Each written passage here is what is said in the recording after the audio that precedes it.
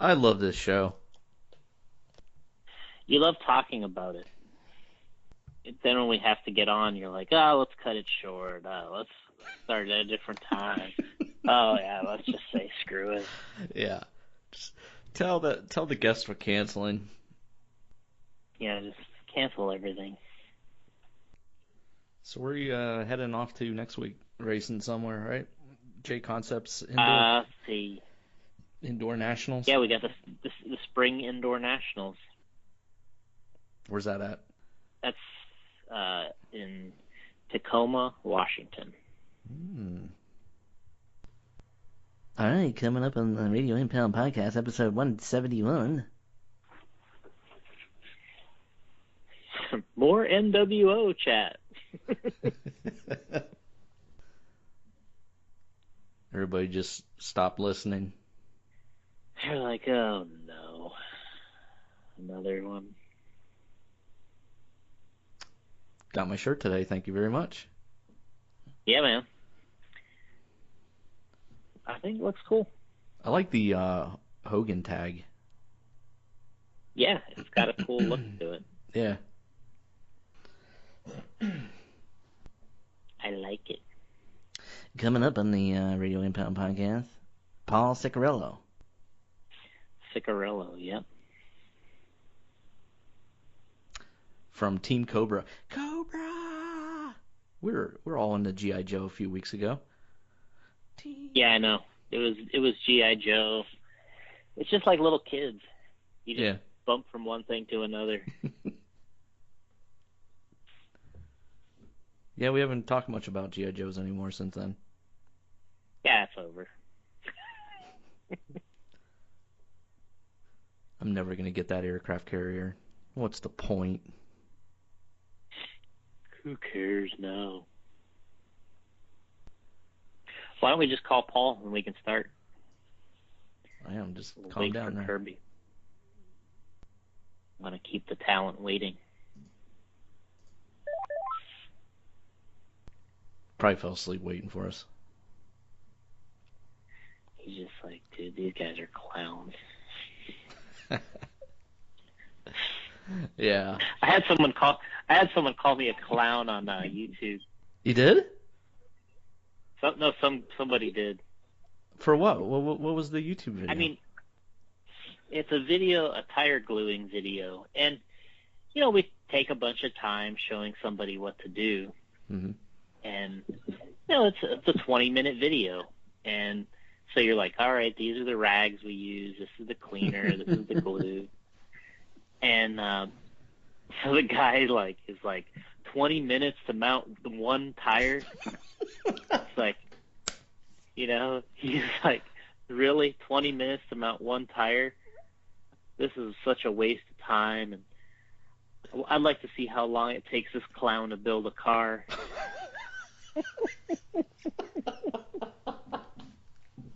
Did you say thanks for watching? Oh, I think Paul's here. No, Paul. but I don't know if Paul can hear us. Yo, I can hear you. Oh, there he is. What's up, Paul? All right, perfect. Enough of that. Got a junior here with Jason Rona. How's it going? Good, Paul. How are you? Good. You guys hear me all right? Yeah, sound good. Yeah. Yep. Okay, cool. Jason was just telling us about some YouTube video that he. Yeah, I heard that's pretty funny. You made the video, Jason? Well, yeah, it's one of our videos we uploaded. It was a long time ago, and just things will go months, months and months. There's no comments, and then all of a sudden there's just like 3 comments in a row. Right. And it's like, one guy or a couple guys that are just like, oh, give me a break. This is a joke. And, 20 minutes to mount one tire. Gosh, this guy's a clown. I like that word, clown. I know. That's, I don't know what's so special about it, but it is funny. So it's like these comments come in on my email. Mm-hmm. So I read I see the email come through like, oh, here's another comment. And so, yeah, it's people just, they're brutal. Well, don't you normally just respond with "Thanks for watching"? Yeah. I mean, that's the classic response. Yeah. To any of that type of stuff. But yeah, anyway, we're talking to Paul, and team manager for Serpent, right, Paul? Yep. Team Cobra. Cobra. Yeah. San Juan and Pico as well. San Juan, Pico. So, well, straight off the bat, how many questions have you gotten about the new San Juan radio? A lot, for sure. I mean, I usually keep Facebook open all day just because people message me, and it's like the last, I don't know, week, it's been, hey, when's it coming? How much is it? You know, when can we get it? You know, so it's been a lot. Yeah. I anticipate you see a high amount of those moving, huh? Yeah, for sure. Yeah, it looks pretty trick. I've just seen pretty much what everyone else has seen. I haven't actually held it in my hands, but it looks pretty sweet for sure. Yeah. And it's weird because it's like a whole new radio doesn't come out that often. So it's like, you know, we're a little jaded now with new releases in RC because, you know, everyone's got like a car update or something's going on. But still with a radio, it still has that punch. Yeah, for sure. You don't see them very often. Right. Yeah, this one is, it looks like the new receiver with the antenna is a little smaller than the old one, about the same size as the antennaless one. Mm-hmm. And it's a smaller radio, kind of like the MT44, a lot lighter. So depending on, you know, what feel you like, you may or may not like it, but the performance is supposed to be better, so. Yeah, I mean, and obviously it looks nice, and hopefully the functionality is a little bit. That's the only thing I'm always so backwards with my M12. No matter how long I have it, I'm always like blowing by the menus, and I'm horrible with that thing. Yeah, I think it is. The M12, I think, is one of the harder menus to scroll through and find things. And a lot of guys, there's actually a function on it for a basic menu where you can switch it over, and it takes away all that stuff that really you don't need. But it has your sub trim, your EPA, your trim, your exponential, and stuff like that. So it makes things way, way easier. And actually, the newer M12S's come with that already on there. You know, like set to that menu, so it makes things a lot easier instead of going through all that other throttle mixing and this and that and whatever, you know. Yeah, I mean, I don't know why it just doesn't work with my brain the way that menu works on the 12. I mean, every time I'm like, oh, so I hit this button to go there. And then, right. You know, it's like if you got to make an adjustment like quickly, I'm always like, Yep. For sure. You're under pressure. You just call Paul. Try to put in your alarm. Call Win up. Try to put in your alarm. Yeah. Put in your alarm code, like when your alarm's going off or something. You got to put in your alarm code. You're like, Yeah. A lot of times I just set my radio, like if I know I'm going to need to maybe adjust something, I put it on that menu for when I go up for my race, so I don't have to like look for it. You know what I mean? Yeah. But I mean, you just can't argue with that radio feel in general. I don't know what it is about those radios, but man, people get used to them, and it's like it's hard to talk anybody out of it. Yeah, I mean, I was sponsored by another brand radio for probably 10 years, and drove a car with, a Serpent car with an M12 radio, and I'm like, oh my God, this feels amazing. And I decided I was going to pay for my stuff from then on. This was before we were selling San Juan. I was like, this thing is so good, I will buy it and spend my own money, so. Yep. I mean, that's obviously happened, a few times in RC. Pretty interesting for sure. Yeah. I mean, I know Mayfield was an M12 guy and then went to another brand, and didn't get along with it and was like, all right, I'm buying my own M12. So. Yeah, that's exactly what happened. So, I don't know, Gotti, if we want to talk to Paul a little bit first about some of our questions, or we want to do some of the questions we got online first. I'm sure Paul kind of took a look at some of them. Maybe we try to do those at the end. By all means, whatever. I looked at some of the other ones, the ones online, so I got an idea what I'm getting into. Yeah, I think the easy thing to do is start just kind of, I guess when I think is just, you ask everybody, when you started and, kind of highlight some of the stuff you've done along the way to the point to where you are right now. And then we can get more specific about the Serpent stuff. Okay, that sounds good.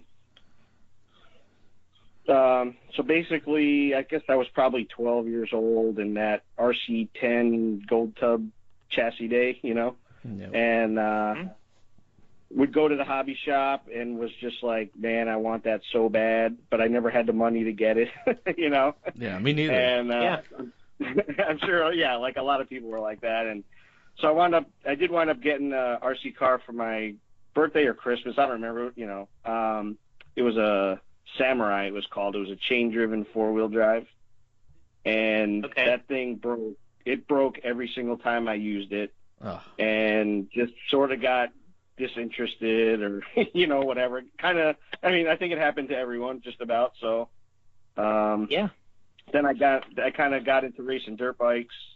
And so I didn't do RC for a while. And then about 88 or 89, that's when I started racing dirt bikes. So then one day, a few years later, when I was about 16, me and my friend were at a practice track riding, and he goes, "Hey, I'm going down to the slot car track later on tonight. You want to come check it out?" And I'm like, "Slot car track? What are you talking about?" I'm like, I was thinking kind of like the little HO Tyco cars, and I'm like thinking to myself, why would you need like a big store or whatever to do that, right? You do that in your basement, right? So I'm like, yeah, all right, I'll come check it out. And so I go down there, and it's in like a strip mall. It's got like a shopping, like grocery store and then a bunch of other stores. And I walk in the door, and there's these huge tracks that are like probably, I don't know, 50 by 20 or something, the footprint. And these cars are zipping around. I'm like, oh my God, this is awesome. Like, I was like in awe at the time. And probably from that day on, for about 2 or 3 months, I went there every single day. And it was so much fun, and it was something new, and I was learning it, and it was really cool. And so I raced slot cars for a while, and traveled around the world, went to like Belgium and Brazil and Europe and all kinds of different places, and that was real fun. That was just for slot cars. Wow. That was just for slot cars. And it was a couple of years after I started, Steve Kep from Parma International, who were big into RC and for sure into slot cars. We were pretty good friends, and he offered me a job to go work for Parma. And so I did that. I started there in 96, and I think I worked there for about 13 or 14 years. Wow. And doing that, I was kind of involved with making like the fast color paint and the Speed 12, 12 scale body and all that kind of like racy stuff. And we actually wound up having an oval car at one point, which was pretty cool. Brad Hayes was the one that designed that, and we did a little oval racing RC. But I did, in that time period that I worked at Parma, I did a little bit of like two-wheel drive off-road stock buggy and stuff, and went to like Wagon Hill and saw Chris Bing and Todd Hodge racing, and they were like the super awesome guys at the time. It was like around the year that Chris won the Nats. And everything comes back to 96. Every show that we do, we talk about Bing and the 96 Nats. That's awesome. Yep. So I did that just a little bit, but at that time I was really into the slot cars. And then when I was working at Parma, I was finally able to make some good money, and I was able to afford a dirt bike again. So I wound up getting back into that, and then I was, like 25 or whatever, and raced a plus 25 class. And then I kept getting hurt, basically. So, like, in a 12-month period, I was in a cast, crutches, wheelchair, sling for about 7 months out of the 12 months. So finally, my boss at Parma was like, hey, why don't we get you a 12-scale car, and you can start doing that instead because you're missing all this work. And, it was to the point where I actually had to get carried out of my apartment when I was in a wheelchair for a week and, like, brought to work and wheeled myself around a wheelchair. Like, it was terrible. I mean, it wasn't, like, seriously hurt, but it was getting to the point where it was getting out of hand, and I was tired of getting hurt, and it was just, whatever. So that was around 2002. So I started racing 12-scale then started racing stock and quickly got into modified and kind of raced stock and modified a little bit at the same time. And then we had, foam tire touring car. And then, I don't know, I guess it was 2010-ish. At the time I was racing this is the 2002 to 2010 is when I was working for Parma racing on-road, basically, and some slot cars. So then in 2010, around that time, I was running a Serpent 12-scale car, and it had just come out, and it was really good, and I was getting some good results with it, and racing only modified at the time. And so Serpent had asked me, hey, do you want to race for us? At the time, I was racing for Mugen A-scale on-road as well. And I'm like, I really like my cars. I kind of don't want to switch to another car kind of for no reason, And they kind of came up with the job that I have now, which is like sales team manager, customer service, order taker, everything. Psychiatrist, everything, right?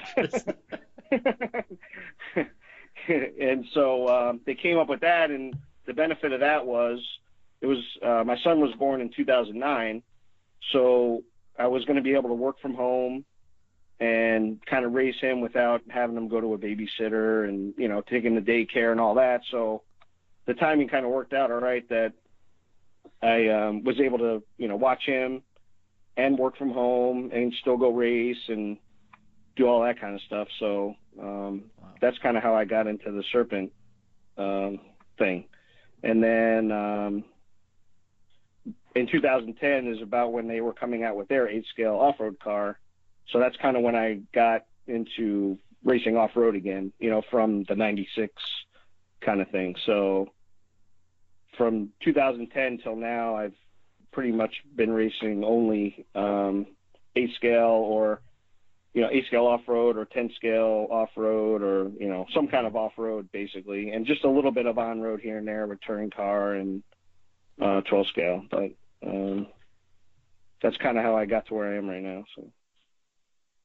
I mean, so really, you're really racing more off-road at this point than, and a lot more off-road than any on-road, right? Yeah, for sure. Like back when I was working at Parma, I was only doing pretty much on-road, and now that I'm working for Serpent, it's like I race off-road all the time, and probably from October to the end of November, I do a lot of on-road because it's the Halloween race up in our area and the indoor champs in Cleveland. So I do that, and then sometimes I get to go to the Snowbird. So it's basically like 3 months out of the year I might do some on-road, and that's really about it. So at this point, what's your favorite class, or what do you try to concentrate on running off-road? I like 8-scale, either e-buggy or nitro buggy. Kind of in our area, okay. Nitro is not super popular. So I would say I run a lot more e-buggy than nitro buggy, but I like both of them for different reasons. The nitro, you got the longer race and the engine sound and, all that cool stuff. And then the e-buggy is fun because you don't need a pit guy and you can just throw it on the track. And less maintenance. So there's, things of each kind of class that I like, so. Yeah, I totally agree. Yeah, I mean, even like the last nitro race. Oh, go ahead. No, go ahead. What you were saying? I'll say even the last nitro race, I actually had, everybody had pretty much left for the day, and there was only a few guys. We had to ask for marshals, and then I had to find a pit guy, and, it was kind of like when you don't have a dedicated pit guy, it's just tough to really race nitro and, find somebody that, knows about nitro to help you, but I mean, the race wound up working out okay anyway, but it's tough to race nitro at like the smaller races, just less people there. Yeah. And, the thing that I see is you kind of put your heart and soul into the car and getting your stuff ready, tires mounted. Then you hand your fuel gun and stopwatch to somebody and be like, hey, have you ever pitted a nitro before? Exactly. Yep. And then yeah.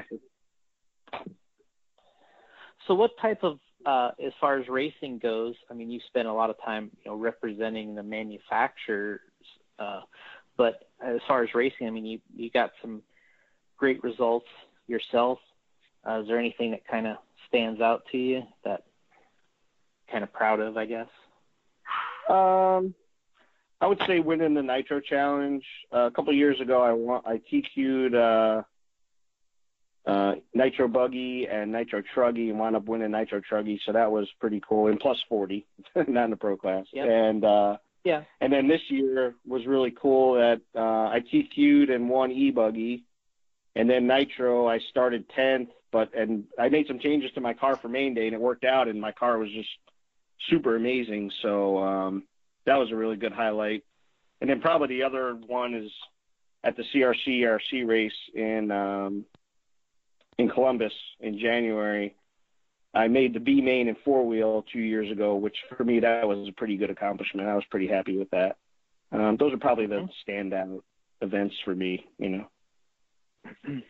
Yeah, I mean, I was at probably half of those races, and it always seems like you're kind of right there at the top of the 40 plus, no matter where you go, and you do a little e-truggy too, right? Yeah, that like a few years ago that was pretty popular in our area. Not as much anymore, and now that our e-truggy, I would say, is a little outdated. I mean, it still works good, but it's just an old design. So basically, I've just been concentrating more on the Nitro Buggy and the E-Buggy, because that car is now, actually this month, 2 years old. So the last 2 years, I've pretty much been concentrating on those classes and, trying to get those cars good and promote them and, show people how good they are and, that kind of stuff. So let's go into the Serpent off-road program a little bit. That's what you race a lot. Take us back to when, I guess, you guys started in the 10 scale buggy and the 8 scale side of things. Since I'm in Florida, I've seen Billy around for several years already, and when he started with the 2-wheel drive stuff, and then before that the 8 scale. How did all that kind of take place, and what kind of, I guess, input have you had along the way? Well, the 8 scale stuff was kind of started before I actually got there. So when I got there, the car was just being released. So I didn't really have much input on the development and all that.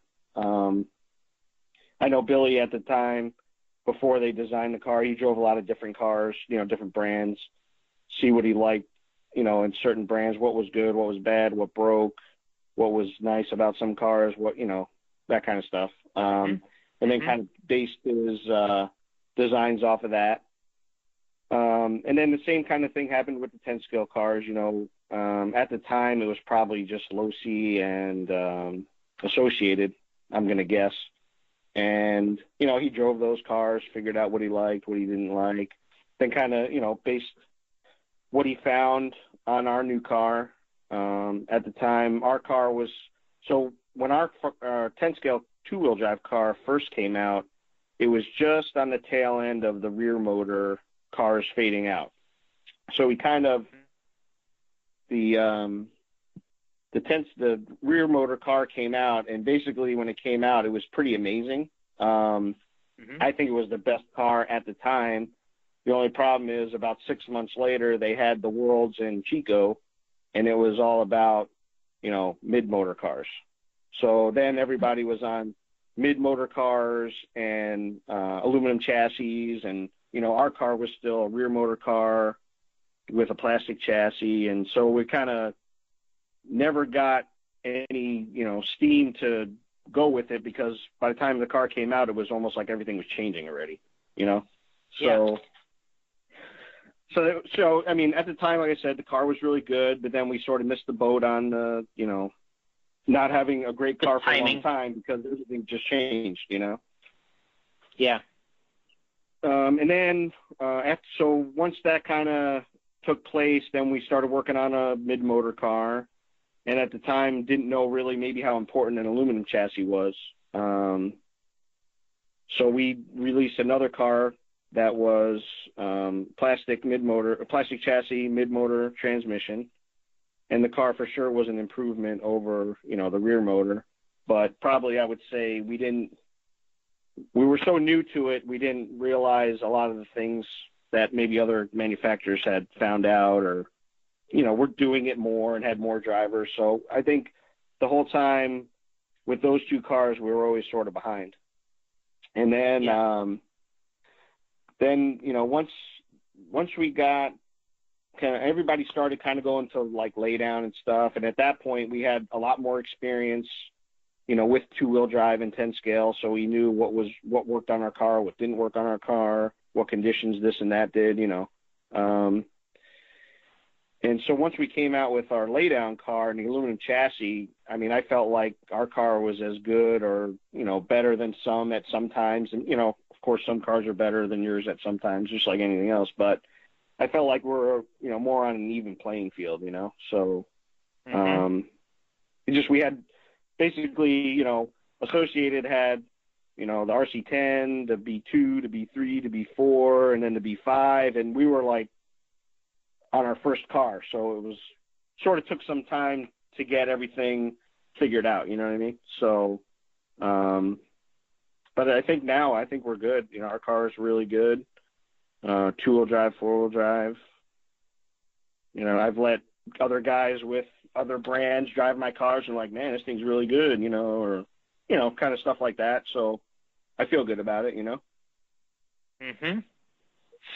Yeah, I mean, Billy races with us occasionally, depending on what track, he pops up at. He's always,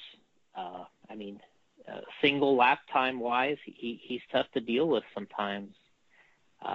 He's really quick when he's comfortable on a track. And, we have some good guys down here, some talented guys. And you can see the car's definitely made some progress over the years. Right. So, where are you at now with the car? What are the 2-wheel? What are the sort of the features, and how does it kind of stack up with what you say is out? See is out there, and price point, and what it looks like. Like I said, the features. Sure. Like that. Yeah, I mean the 2-wheel drive. Interestingly, we were the first ones, I'm pretty sure, to come out with an adjustable diff height.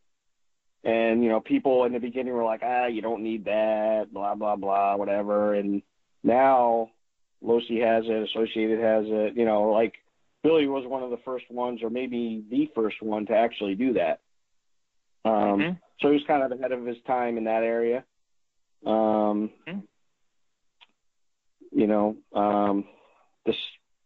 I would say our shocks are really good. They build really nice. The O-rings are super free and they don't leak.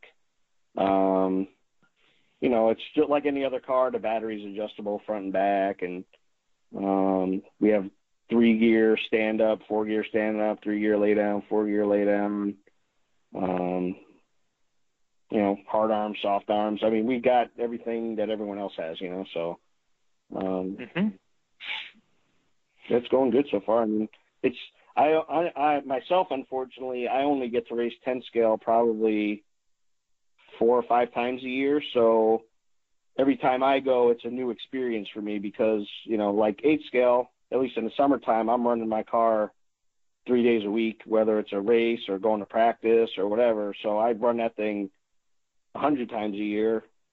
And I know this, when I get to a certain situation, okay, this is what I have to, change on my car because I'm super familiar with it. So really the most important thing I think in racing at all is really knowing your car and what you need to do to it when you, either come up with a problem or a handling issue.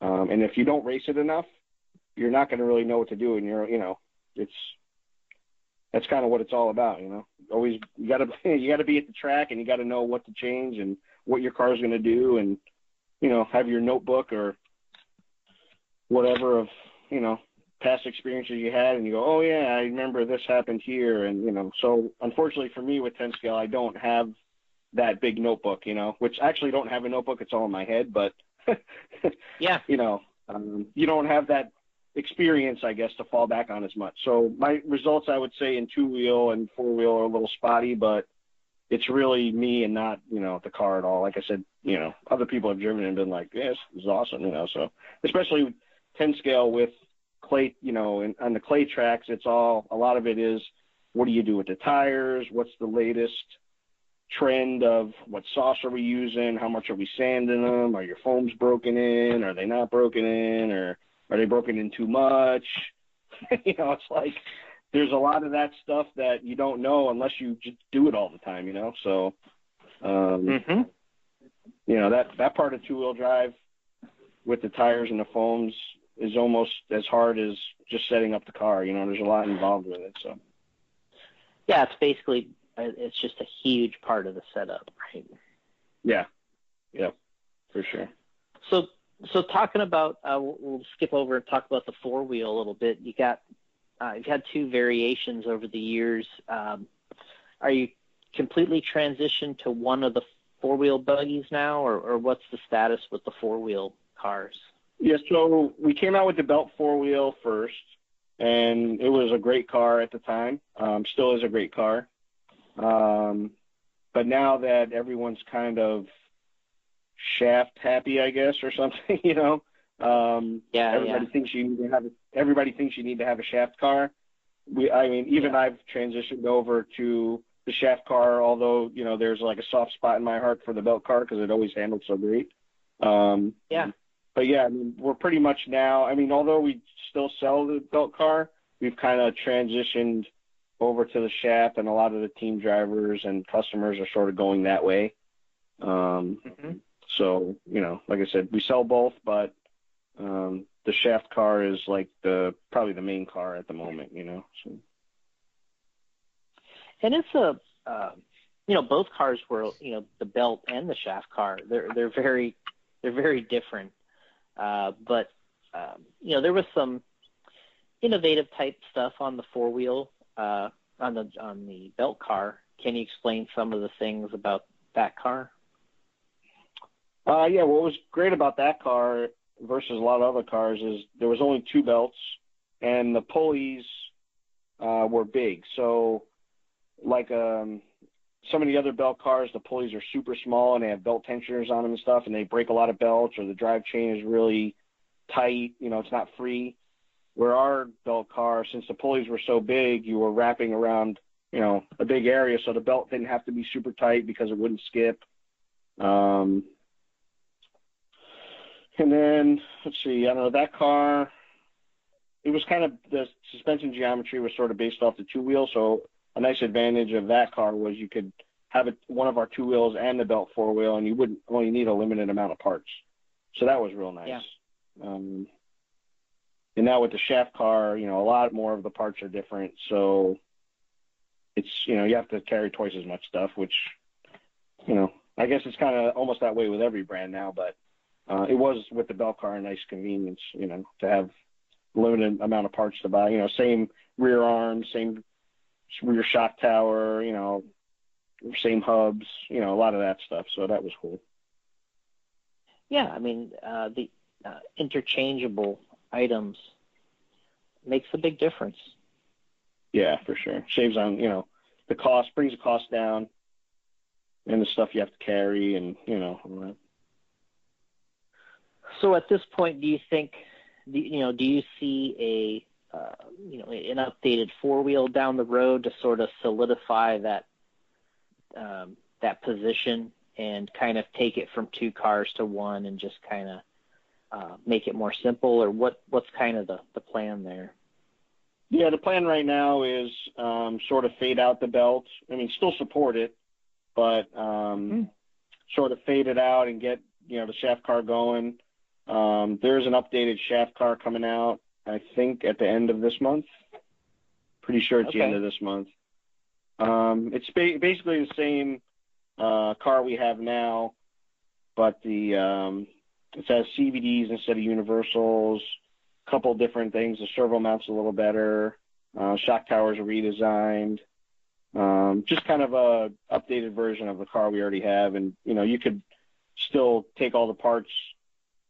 You could have a shaft car now and basically upgrade it if you wanted to with the new parts. So that's nice.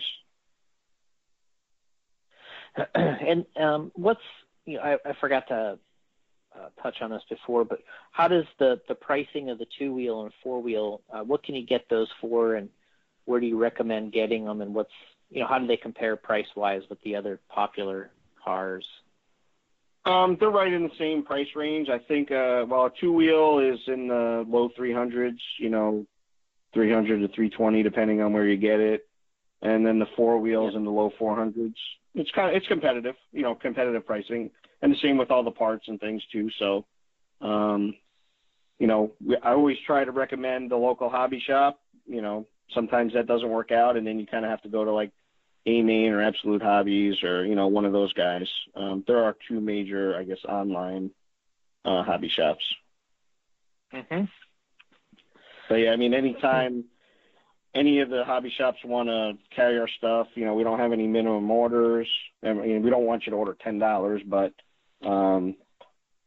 if you just want to buy a kit, we'll sell you a kit, you know what I'm saying? So we kind of try and make it as easy as possible on the hobby shops. I don't have to invest, $5,000 or $10,000, when you have maybe one customer, that just wants to run a Serpent car, or, maybe just a few customers, so.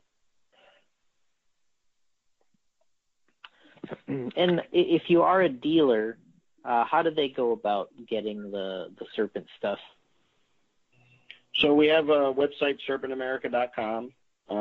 They can create an account on there, and then they would need to email me or call us. And then I would switch over like their pricing, the dealer pricing, and then they can either order off the website or they can call and order, or however they feel most comfortable. I know actually have one dealer that doesn't even have email or the internet, and he just likes to call you up and talk to you, just like the old days, which I think is pretty cool. He's like, nope, don't need a computer. I'll just call you and, here's my order. Wow. So that's pretty cool. Yeah, I mean, that's it's kind of fun. Yeah. You do it so long a certain way, and then you have a couple people that call up, and yeah, it's neat. Yeah, I mean, back in the day when I raced slot cars, it was, we didn't have the internet and everything. It was, you called up your distributor, the hobby shop would call your distributor, and it would be more personable, you would call your sales rep and, besides talking about just, RC or slot car stuff, hey, what's going on? How's your family? It's for sure less personable now than it used to be, so that part of it's kind of a little let down or disappointing, Yeah, it really is. I don't know if Dottie's there right now, but I know you did a lot of that in the past, right? Yes, at Trinity. Yep. Right. Talk a lot of basketball and stuff with the customers. Yep. I mean, it was cool because you'd never meet the guy, but you knew everything about him, or Yeah, exactly. just by talking to him on the phone. Yeah. Yep. It was real cool. Ernie used to yell at me because I'd spend too much time just, I'd spend like an hour. Well, right. Yeah, for Get sure. get in order, Gotti. Come on. That's awesome. Get the order and just get out of there. Yeah, I actually raced for when I raced slot cars. I actually raced for Ernie for a little bit. Oh yeah. That was pretty fun. That's when before I moved to Ohio, I actually lived in New York, and that's when I ran for Ernie for a little bit with slot cars. They kind of got into that for a little while and then got out of it. Not too long after. Okay. I don't know if you were there when that was happening or not. I was there from '98. Okay, so you probably hit the tail end of that, I think. Yeah. Yeah. Yeah. So I think they were doing that maybe in '95 or '94 or something in that area. Yeah, because I definitely hit a tail end because one of my jobs was to get rid of the Slotworks bags. Slotworks. They were cool though. I liked them. Yeah.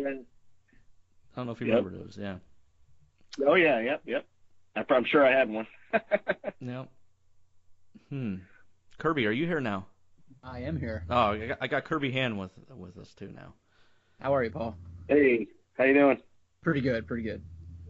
Cool. Now, have you guys raced against each other? I don't think so. Because Paul said he raced oval, right? I don't know. Where would you have raced? The only place that I would have raced with you in oval would have probably been at Boylan's place in Tampa when he had that concrete oval. Okay. Yep. I'm sure you were in the main and I was probably in the last main, but I'm pretty sure you were at the race that I was at. That was let's see. I think I was there for the second snowbird race and like maybe second, third, and fourth or something like that. But yeah, that track was wicked. Yeah, for sure. Because when people say about the snowbirds, I always envision something much different than people talk about snowbirds these days. Yep. And then I raced on the velodrome in Indianapolis one time, but I don't think you were at that race. I raced that like twice in my life, I think. Okay. But it was only the Indy velodrome. Oh, I did California once, but. Okay. I can't remember what race it was though. There was a race, or Carpet Nats, I think. I think it was the Carpet Nats at Classic Hobbies in Ohio. Is that Ohio? Okay, yes, that was. That was on the tail end of my racing, and I just. Okay. I made the mains. It wasn't a good weekend. We didn't do very hot. I don't know. Right. But I do remember that was the weekend there was at that, I couldn't even remember what the name of the hobby shop was, to tell you the truth. But you just said it. Yeah, I would have never remembered that. Yeah, that's actually, believe it or not, 15 minutes from my house now, which is. Is it really? But no kidding. They're closed now. But yeah, I mean, right. I used to live an hour from there, and then after I met my wife, I wound up being 15 minutes from here. It was pretty fun. Ironically, they had a arcade game in there, Double Dragon, which was like literally my favorite arcade game of all time. So I might have been a little more focused on that than racing. Right. No, but yes, I did race at that Nationals, and then the Indy Velodrome a couple times. I've seen you at LCRC a couple times, taking some video, I think. Yep. Well. Yep. Yeah. So. Yep. Actually, the one trip to the Indy Velodrome, I think I want to say it was 94, and that's actually when the first time we met Tony Stewart, and he was on crutches at that time because he wrecked in one of the like the quarter midget races or the wingless midget races. So he came over since he couldn't race. He came over to the velodrome and watched and stuff. And Rob Cutman was with us, so he was already like speaking with Tony. So we get to meet Tony out there before he went big time. So it was pretty cool. Yeah, that's awesome. Yeah, I think I raced the velodrome. It might have been like 98 or something like that. It was maybe 99. I don't know. Somewhere in that area, did a little oval racing. About that time, they had the Carpet Nats in Ohio. So, okay. Yeah, it was a fun track. That Indy track was nice. So I guess one of the big questions is there an RC car that you haven't raced? Like a class, you mean? Yeah. You know, I have never, ever driven a short course truck, 2-wheel or 4-wheel. Never driven one ever. That's a good thing. Oh, man.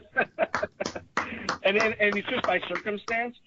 Not that some people don't like that class or whatever, but like I just never did it. I don't know what else. I mean, I've raced carpet on road. Actually, you know what? I've never raced rubber tire touring car on asphalt either, ever. Okay, that's interesting.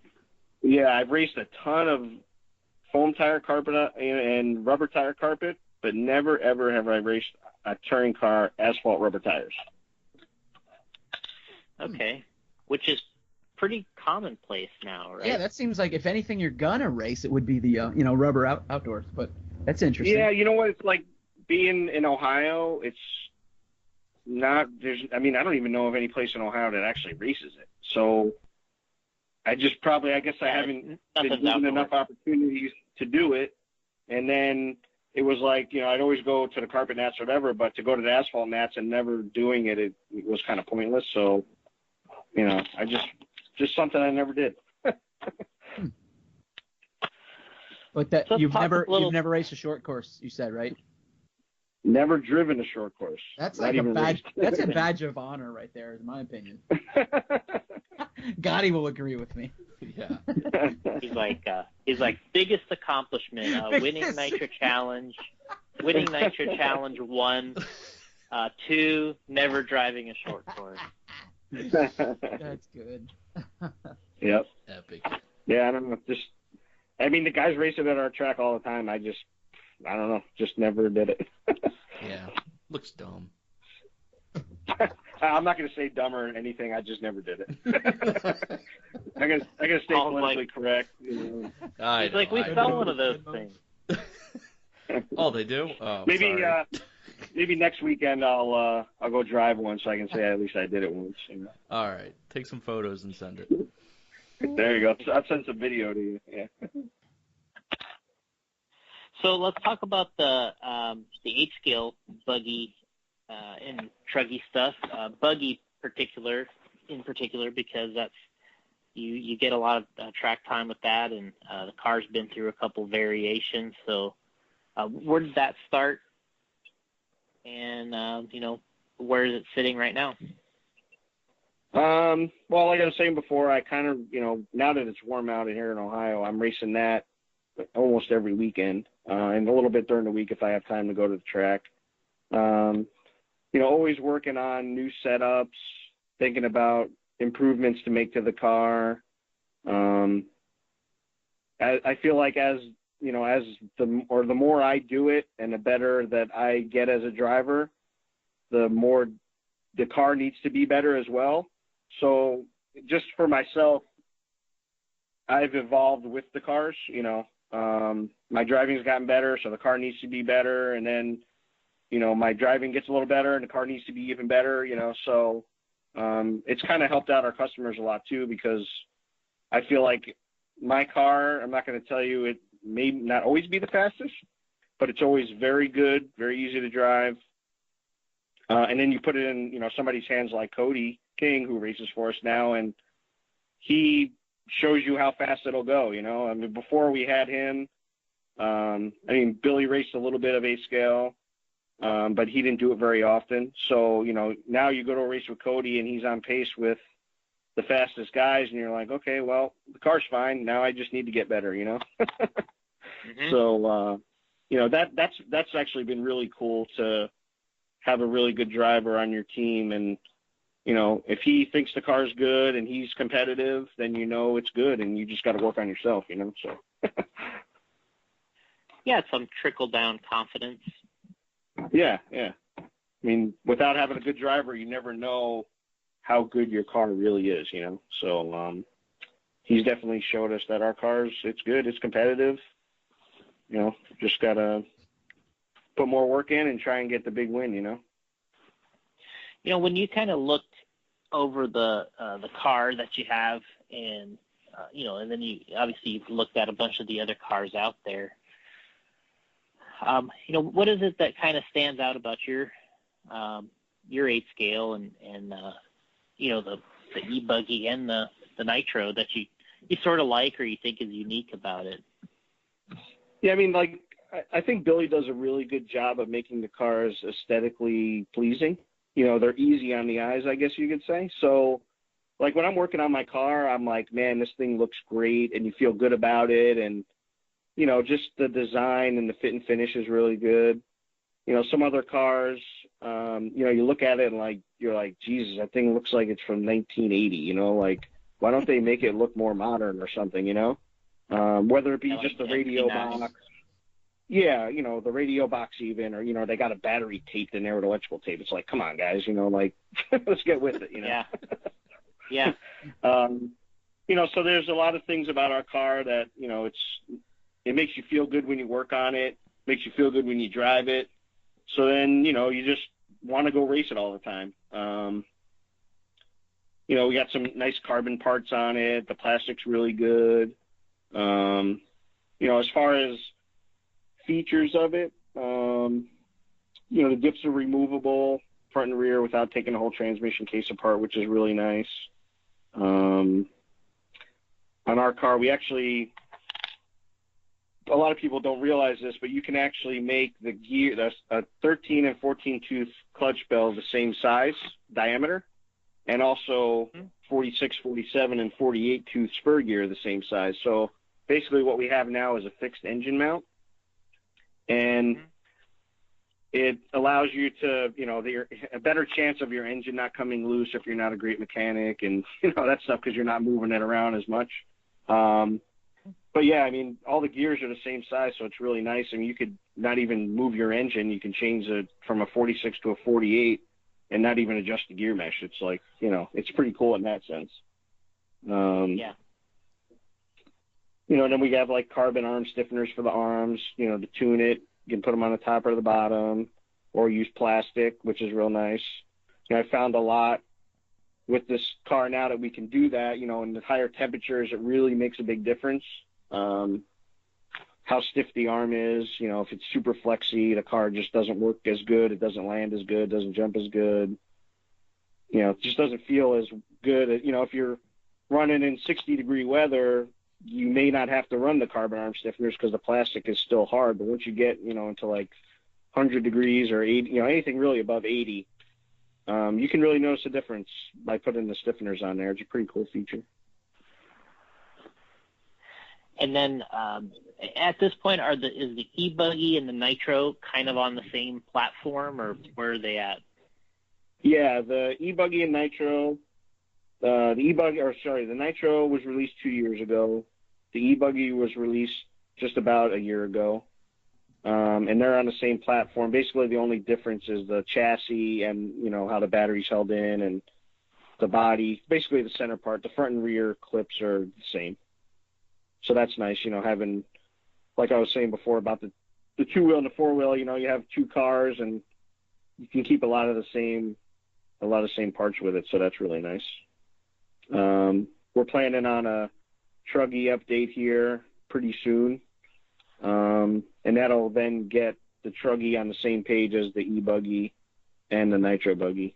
So you'll be able to carry a lot of the same parts with that too. Right now, our nitro Ruggie is based off our old platform, which the car still works great, or the Ruggie still works great. It's just, an inconvenience with the spare parts and it doesn't have the easy access diff, just it's just sort of outdated in that sense, Mm-hmm.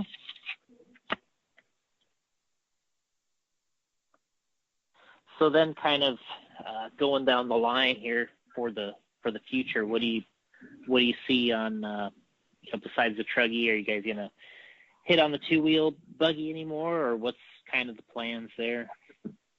Yeah, we're working on some stuff with the two-wheel. We've done a lot of testing and found out a lot of good things. So eventually that's going to be updated. And I saw some guy asked about a stadium truck or updated short course. And kind of once the two-wheel drive at some point gets updated, then we're going to kind of try and work on those two. You know, a lot of guys want to race two-wheel and stadium truck, and they're like, well, man, I really would like your two-wheel, but you don't have a stadium truck. So having that will, you know, help our sales and grow our customer base, you know, having more different cars. Not everybody likes to run two-wheel and four-wheel, so, you know, they want a short course, or some guys like stadium truck and short course, or, you know, whatever combination. But it seems like if you don't have all the cars, you're kind of, you won't grow as fast or as much, you know, so we definitely need to get on that. Yeah. So a stadium truck is eventually in the plans, huh? Yeah, it's actually been in the plans for a long time. It's just never sort of gotten there. It's like, well, you know, stadium truck, we only race it in the U.S. and it's a pretty small class. So to invest a lot in that when you know that if you make a new 8-scale buggy, you're going to sell a lot of them. And, you know, it's a balancing act. You know, I'm sure same with, you know, tires. Do we want to make a new stadium truck tire when we can make a new 8-scale buggy tire or something? You know what I mean? You know, that kind of thing. Mm-hmm. Oh, yeah. Absolutely. All right, so we got I don't know if Kirby wants to dig up some of our questions. We can go through some of those. I got them ready. Nice. All right. I'm ready. All right, here we go. Lon Burling II asks, what do you think is needed to bring on-road nitro back to its glory days? The new track in California looks like a huge success. How do we get that same magic to happen in other states?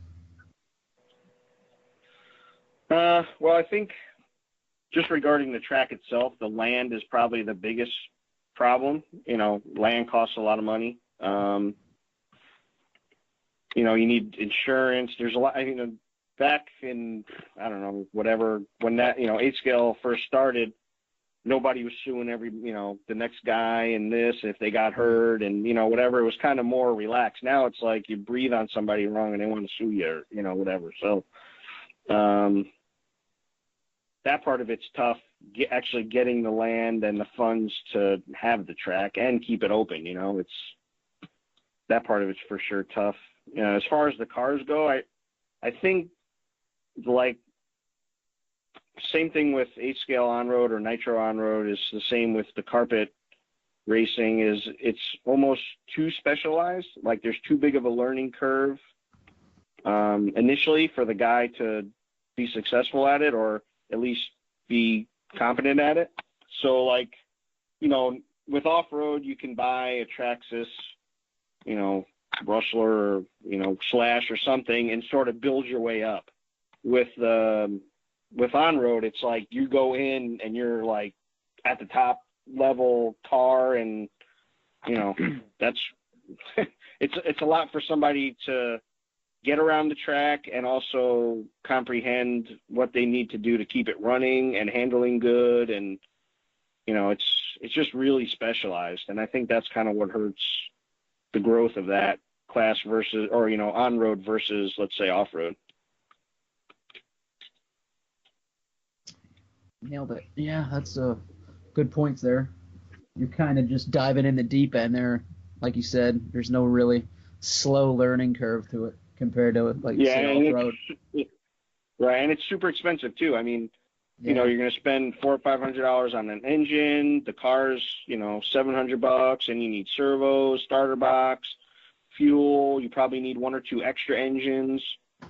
You know, and with off-road, you know, you go buy a Slash or something, and it's like, you know, a couple $100 or $300, and you kind of got what you need to get started to have some fun or learn, you know. Mm-hmm. And it's just, I think it's too expensive and not a good learning car or, you know, learning class, you know. So it's tough. All right, next one is from Joseph Whitley saying, Paul, how does it feel to be known as the best team manager in the entire RC industry?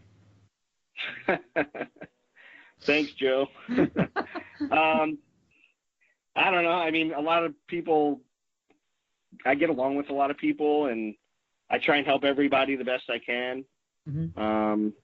I mean, I'm pretty active on Facebook and email. I mean, anybody who messages me within 10 minutes, I usually get back to them unless I'm, doing family stuff or something. And, I try to, like I was saying before about personalizing the order taking and stuff, I kind of try and personalize, the team as well.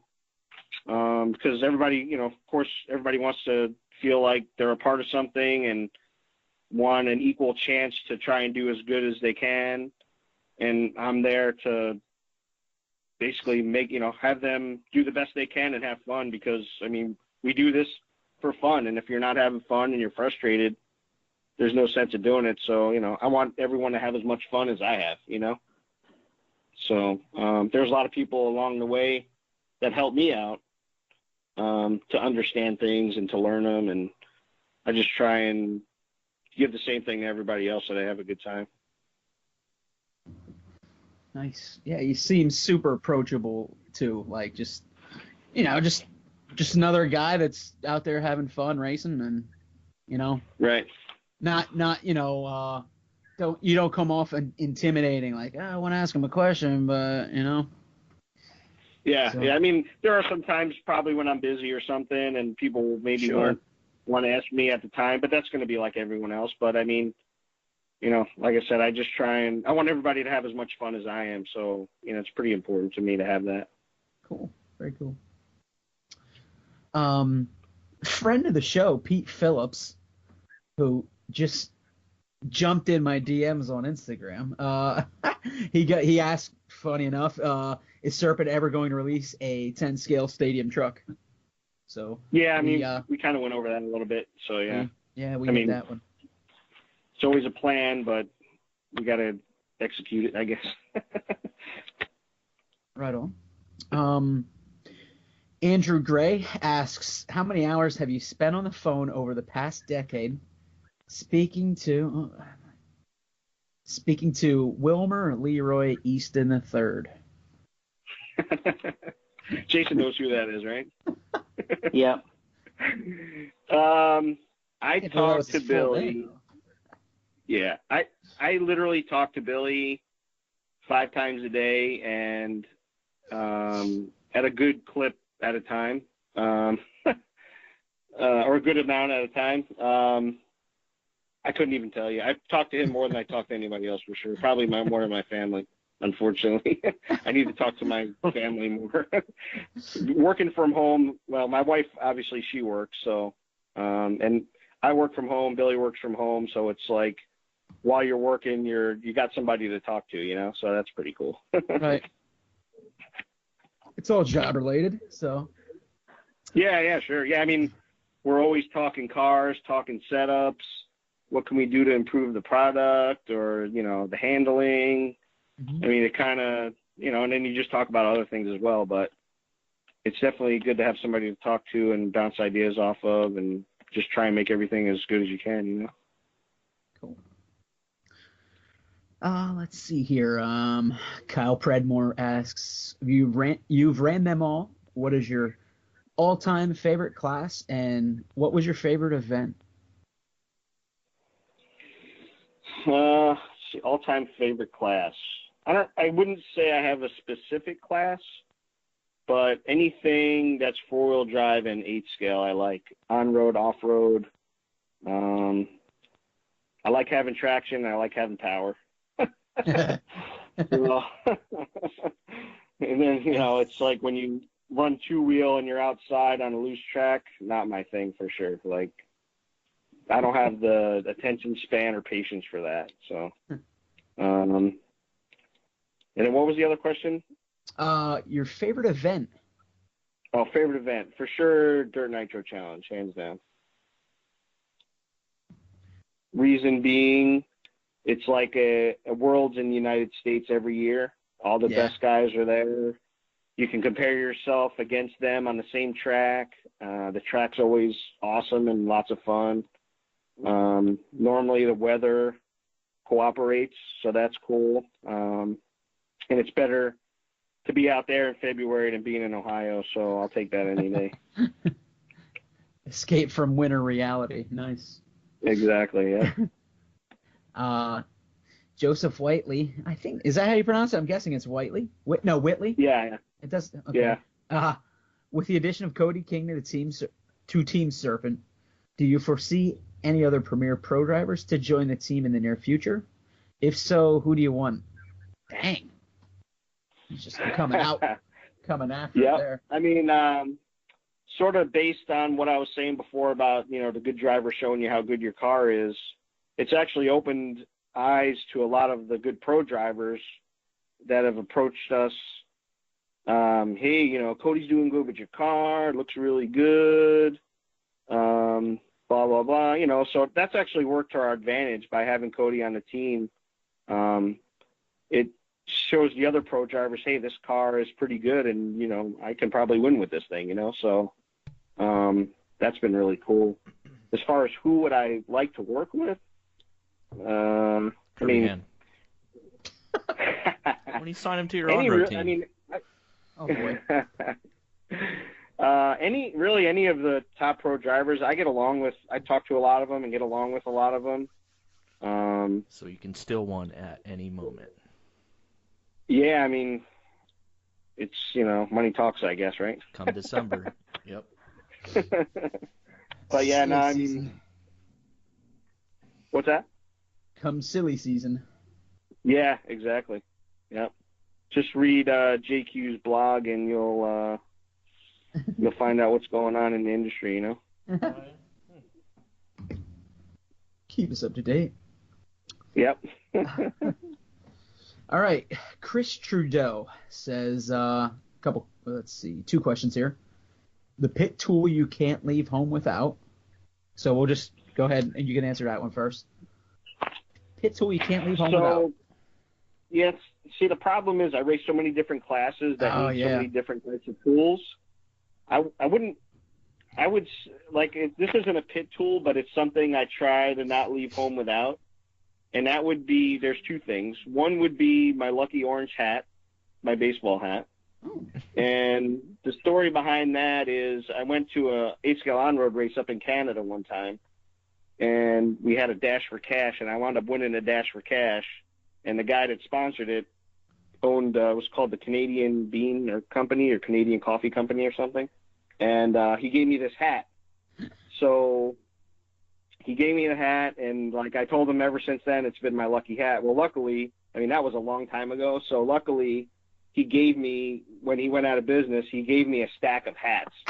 So if anybody sees me wearing the orange hat, it's not the same one I got 15 years ago. Just so you know. Don't be alarmed. Oh man, his hat always looks brand new. Yeah. Yeah. So cool. I think I'm actually down to my last one, so I'm going to have to contact him, see if he's got any more. Otherwise, I'm going to have to find a new lucky hat. Oh, no. But, and then the other thing would be my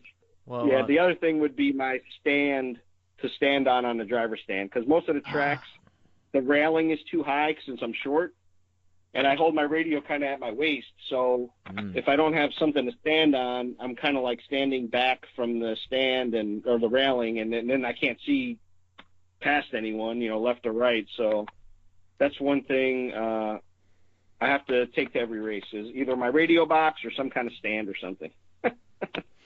Yep. Feel you there. Short guy problems. Well, used to, yeah. All right. His second question would be, what non-Serpent cars do you have when you just want to play or bash? Actually, the only thing that we have that's not Serpent is my son's Slash, and I don't actually drive that too much. To be honest with you, I don't really have time to bash, unfortunately. I wish I did. But yeah, I don't have any other cars other than Serpent cars, to be honest with you. So I probably need to get something to have fun, but I have so much fun racing the cars that I have that I don't look to just go kind of run wherever or bash kind of, I guess. I don't know. Right. You need to get that J Concepts monster truck conversion kit for the Slash. Nice, yeah. Is that what that is, Jason? Yep. Just go hammer. Yeah. Well, actually, I was at the track today, and Ryan Lutz was driving around some Traxxas car that his dad owns a hobby shop, and he was driving that around today. It looked pretty cool. Maybe I'll get one of those. Okay. Let's see. Kyle Gannon asks, can Paul build me a new two-wheel drive when he gets some free time? Anything for Kyle for sure. The Serpent deal sounded pretty sweet. Yeah.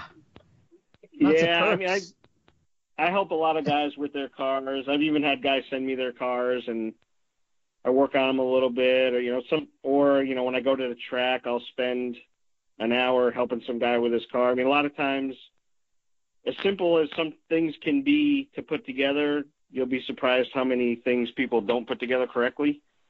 So you have to sort of help them along. And, why is my car not working? I have your setup on there. Well, this is bound up, and this is not right, and this is bent, and this is not greased up. And, besides the setup, there's a lot that goes into the car, than just the setup. It has to be actually really mechanically sound. You could have the same setup on both cars, but if one is not maintained properly, it's never going to handle the same. So it's tough.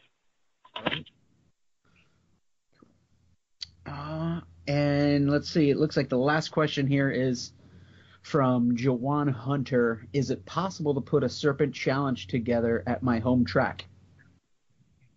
Yeah, I mean, I do a few Serpent challenges a year. I try and get around. It's tough because basically my schedule is always adding race here, adding race there. So it's like we have to come up with a date and a good time that I can get down there. But yeah, we just basically need to talk about it, or whoever wants to have one. We just need to talk about it and have them contact me and see what we can do. There you go, John. Well, there was a question here for Jason, actually. Let's see here. Let me scroll up. Jeez Louise. Come on now. It was concerning. Jason, are you still there? Yep, I'm here.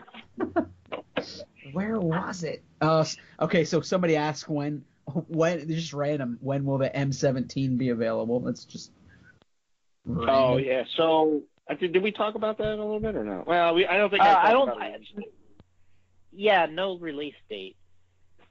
So last I heard, which was a few weeks ago, it was supposed to be the end of June, but I'm supposed to get some updated information next week. So we'll just have to see. Yeah, to be honest with you, the real answer is I'm not 100% sure yet. So.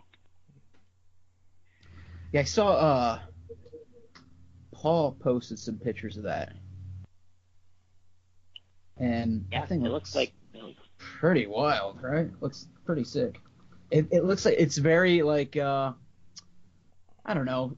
They kind of kept the same vibe throughout the years, and this is very like radically different, I guess you can say, but yeah, should be interesting. Sure. Yep. I mean, I've already had some guys say, well, I don't like a little radio, I'm going to stick with my M12, which is fine. I mean, they're both great radios, but everyone's pretty excited about this M17. Yeah, but this one's 21% lighter, right, than the original? Yeah. Than the, True. 21% lighter. Yeah, 21. Yeah, 21. Not 20.5. Yeah. And what's the response time? How much faster is this one than the 12? I don't know. It always gets faster every time. It actually for predicts your moves. Yeah. That's what I need. Yep. Yeah. I need a car. I need a radio that I just envision how it's supposed to be going around a track, and it does it by itself. Yeah. It'll counter steer and correct your wrong moves. Exactly. I need a radio that's going to predict my move and correct that move. Correct that bad move. Yeah. Okay, here it is from Andrew Moore. Question for Jason. At the time of recording, how many episodes of Cobra Kai do you have under your belt? I think we're 9 in right now. Oh, yeah, one more to go. Oh. Yeah. Very proud of you. So we're How doing is that? well. I haven't seen that yet. You guys pretty impressed with that? Or Oh, what? God, he loves it. It's fantastic. Yeah? Yeah. Really? All right, it's I'm going to have to check it out. I haven't had time lately. But... Jason, I guess I'm going to have to now, too. Oh, you Gotti didn't see episode Gotti 1 really yet? talked it up. No. I Is did, that, did. wait, one and two are free? Or 1 and 2 are free. Yeah. Okay. Yep. Is it on like Amazon Prime or something? Or That's on YouTube Red. Oh, okay. But right now the first 2 episodes are free, so you can check them out. Okay. And Like we discussed it. I wasn't a huge Karate Kid guy. Like I watched Me them, I neither. watched all the movies, but I wasn't like a huge man. I love the Karate Kid, you know.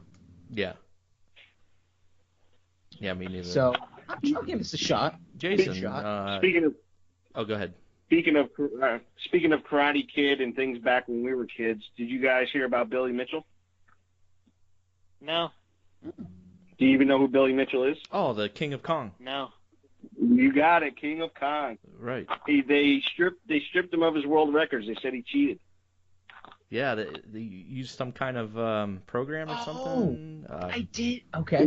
It wasn't like an authentic gaming system. It was like a newer components or something. So That's it. Yeah. I guess you can't have. It's got to be an original game. They stripped him of everything. Like every record he held. Have you seen King of Kong, Kirby? I have not. Oh. Paul has, right? Yep. You got obviously. For sure, you have to see that. It's right. pretty epic. I gotta check It's this awesome. out. Yeah. What's that available on? Is that a Netflix deal or maybe YouTube? Netflix. I think you can actually just watch it on YouTube, regular right. YouTube. Yeah, I might be able to pull that. Yeah, I'm pretty sure. I remember when I saw that news report that they stripped. I'm like, I gotta look into this, and then I honestly forgot all about it until you just mentioned it now. So I went to a race a couple weeks ago, and I would, just to start a conversation with a couple guys, I'm like, did you hear about Billy Mitchell? And they're like, who the hell is Billy Mitchell? What? And I'm like, who does he drive for? Kong. And they're like, what? Nerds. Never mind. It's pretty funny. These young guys. Yeah, it might be on Netflix too, because on YouTube right now it's you have to pay for it. Oh, do you? Okay. Yeah. I'll look into this. So it's called King of Kong, Fistful of Quarters. Yeah, that was me playing Double Dragon back in the day. Yep, exactly. And it's a great Kirby, because Billy Mitchell's like a heel, Yeah. nobody likes him, so it's really good. He's cocky. Yeah. Nobody really likes him now. Super cocky. Yeah, super cocky, badass. Yeah, he's he thinks he's the man for sure. Yeah, love it. Nice. Go check that out. I'm gonna say that was a witch hunt. That was a witch hunt. They just wanted to strip him. Much like Deflategate. Yep. Yeah, like Deflategate and Spygate. Yep. All right, well, check that out, Kirby. And listeners, shall. King of Kong. King of Kong. And there's another one, Chasing Ghosts. Have you seen that one too, Paul? I haven't seen that. What's that one about? About Pac-Man. Oh, yeah, no. Yeah. Well, check it out. Just Google it. I will check that out. Gotta look into that. Yeah, a little while ago we got for our Xbox, there's a game that's all the 1980s games. Pac-Man, Galaga, Pole Position, Frogger, all kinds of stuff. It was pretty cool. I was playing that for a little bit. Yeah. Pole Position. You're like, I'm killing it with these games. My turn to play. Beat it. Jason's like, oh, no, not video games. Oh, look at see Jazzy's mad. Got hyped up. So what's coming up next for you, Paul? What's the next events and stuff you have going on? So next week is the big one at LCRC. I'll be out there Thursday night, and practice starts on Friday. Just Friday, Saturday, Sunday kind of thing. And then actually 2 weeks after that, we have another race at LCRC, which is the Pico race. That's like the June 1st and 2nd. That's at LCRC? That is also at LCRC. Yeah, I'll be there. What's the dates for the big one is the 18th through the 20th, and then the Pico race is the 1st and 2nd. And basically, I mean, even if you don't have a Pico engine, you can go there and I'll help you tune your engine, or even, if you have a Pico, I'll help you with it, or, kind of show you the engines we have, in my car or whatever. And then after that is going to be the Nitro Off-Road Nats in the middle of June down in Florida at Lake City. I think it's Southside RC. Those are my next 3 races. The Nitro Nats, at this point, I'm actually not racing, and we have not too many, but a lot of good guys now that can make the main. So I've been delegated to pitting and making those, hopefully getting those guys into the A main. So it should be fun. Wrench slash pitman. Yep. Cool. And even lately, I'm like, I don't even care sometimes if I'm racing. I just like being at the track and helping guys out and seeing them do better, So Awesome. It's good for our product when, somebody buys our car and they instantly go faster than the other brand they had. It's pretty cool. They're all happy and, That's pretty rewarding. Yeah. Yeah. It's like, okay, we're doing our job and guys are happy, Making progress. Okay. Making progress. Yeah. Exactly, yep. How far is it to get to LCRC for you? No camper, about 4 hours. With camper, around 5-ish, depending on if I got to stop for gas or how many times or whatever. But it usually adds about an hour with the camper, and so it's cool going there too because there's a lot of guys that bring campers, and so at night it's really cool to hang out with everybody and talk about racing or whatever, bench race. Push up and down on your car 500 times, figure out why you're not winning, Feel the diff. Yeah. Yep. Oh, I think I need to go up 500 on my diff oil. No, that's not your problem. The problem is you. Yep. So, that's a good time. It's always a good time. What's that, Kirby? Gotti, should we make an appearance? Well, what's this? When is it? It's next weekend, LCRC. Next weekend, yep. Next weekend.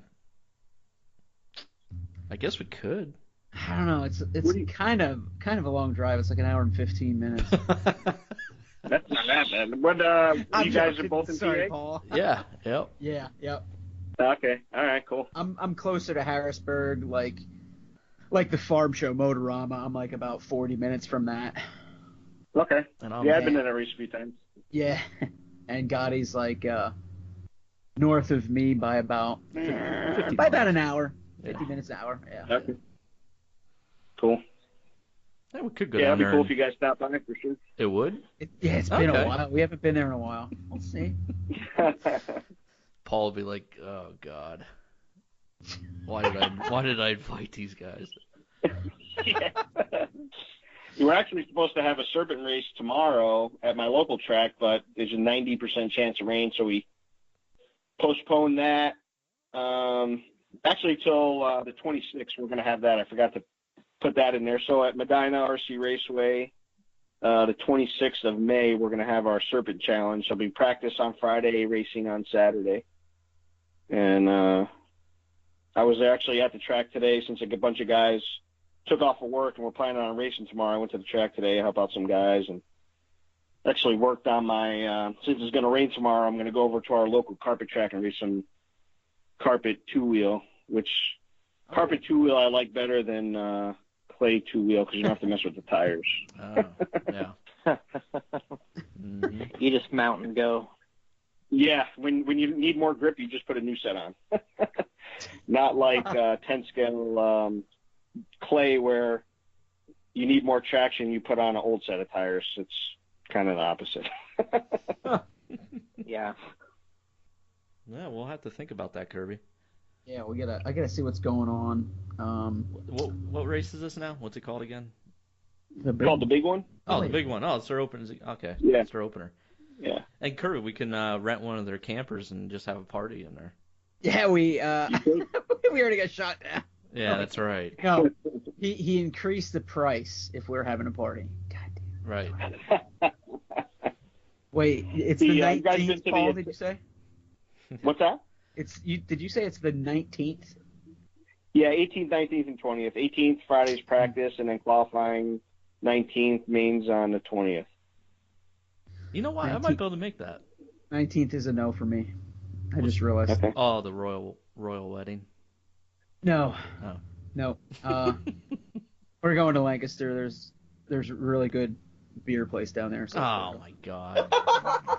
Got a chance to hang out with Paul, and you're gonna go and drink some beer somewhere. This was in place. This was in place for a few weeks now. I just forgot. What's the 19th? The Saturday? Have you guys? 19th Saturday. And we'll go Sunday. That might work. That might work. Yeah, Plus watch it's mains. some good mains. Yeah. Jason's already like, these guys aren't going. Yeah. Have you guys been to the Italian restaurant next to LCRC down the road? Olive Garden. Ever? I've been there. Yeah, that's pretty good. Is it? No, yeah, I like it. Wait, when were you there, Jason? At the Nats? Yeah. Wait, I didn't know there was twice, right? What's it called? I don't remember the name of it. It might be called Sal's, I think. Pizza Hut. That's it. That's what it is. No. No, they have awesome Italian food. Since I'm from New York originally and moving to Ohio, the pizza here is terrible. You're terrible. Oh man, I had it. So every time I go to the LCRC, I got to go and get a calzone at the pizza place. Oh yeah. Well. Oh yeah. Well, maybe if we go, you can take us out to dinner. Yeah, that'd be cool. I'm all for it. Yeah. No problem. You know it's not too far down the road. Gotti is Sheets. That's true. Yeah. Yeah. I remember. Last time we were at LCRC, this was when 2000. Pyant was there repping. Oh, that's right. JC, and he said he stayed in Selinsgrove. What?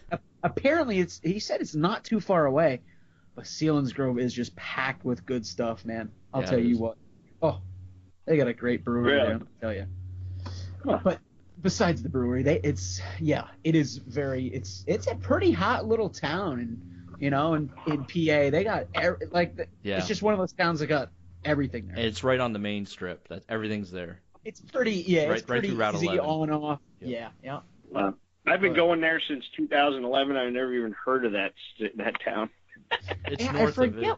It's got to be. It's a good distance, though, Kirby. It's probably a 40-minute drive. Yeah, I can't. But I forget. Is it like near State College? No, it's not that far away. Oh, okay. No. I forget what the reason was that he stayed there. But I was like, probably a cheap motel for Jason. Yeah, you're probably right. Yeah. I think it was the opposite, honestly. I think the couple hotels that are kind of close by there aren't very good. All right. Well, okay. He's like, it was a the Econo Lodge is the best one. It's pretty decent, but after the Econo Lodge, you have to drive like 20 minutes to get a good hotel for sure. So that's why they have campers there that you can rent this year, I guess, huh? Because it's kind of hard to find spots. Yeah. And like I said, it's cool to hang out at the track and. Yeah, that would be cool. They do a great job there. Yeah. Those guys are awesome. Oh yeah, for sure. Yeah, the first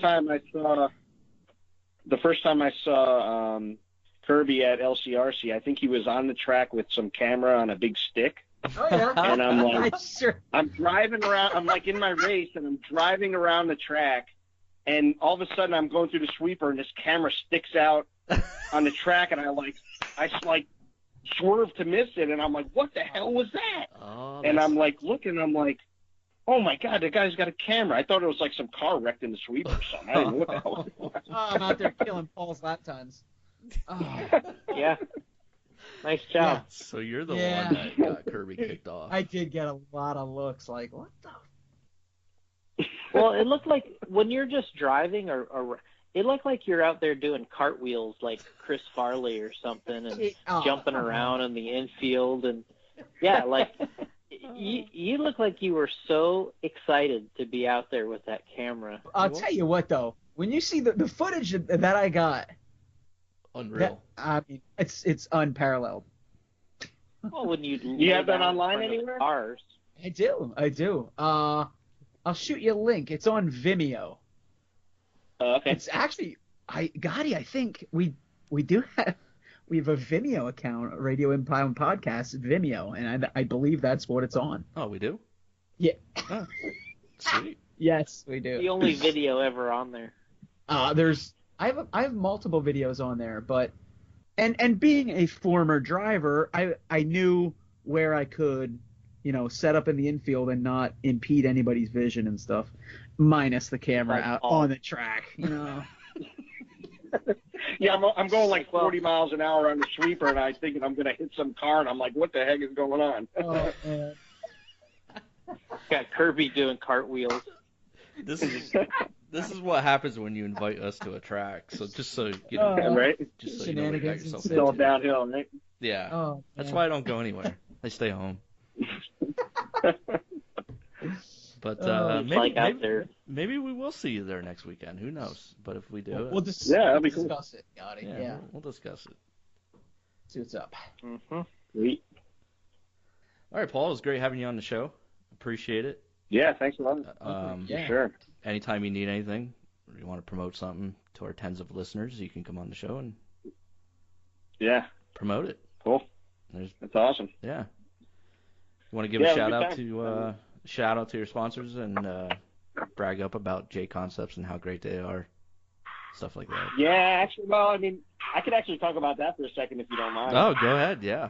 Yeah. So a few years ago, I had a tire sponsor. I was running for a different tire sponsor, and felt like maybe my tires aren't as good as I think they are, or maybe they could be better. And so for a summer, I actually went and ran kind of all the brands, not being sponsored. I mean, I got a hobby shop discount, but I wasn't sponsored by a company, and tested all the tires at all the tracks, and I was like, yeah, J Concepts are the right ones. I mean, I never felt like I was at a disadvantage. Sometimes there would be a tire that was as good, but it was never felt like I needed something different, So for sure, whenever I put my car on the track, I'll have good tires. That's not really something I worry about. So it's been pretty cool.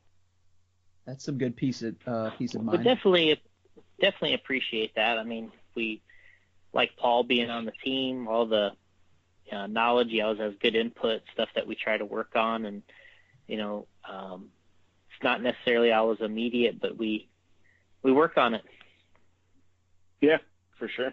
Yeah, it's always there's always progress, and everything's always getting better. So it's nice when you have that confidence in your program to that's not something you got to worry about. That's it's good, and that's it.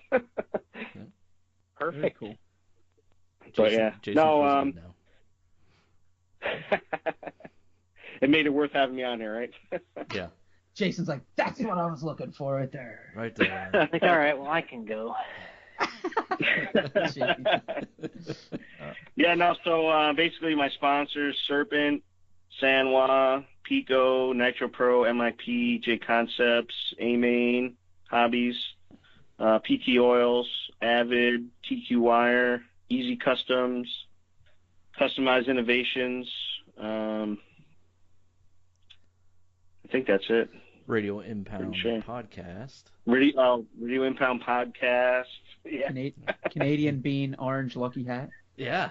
Yeah, no doubt. Yeah. Gotti, during the recording here, Gotti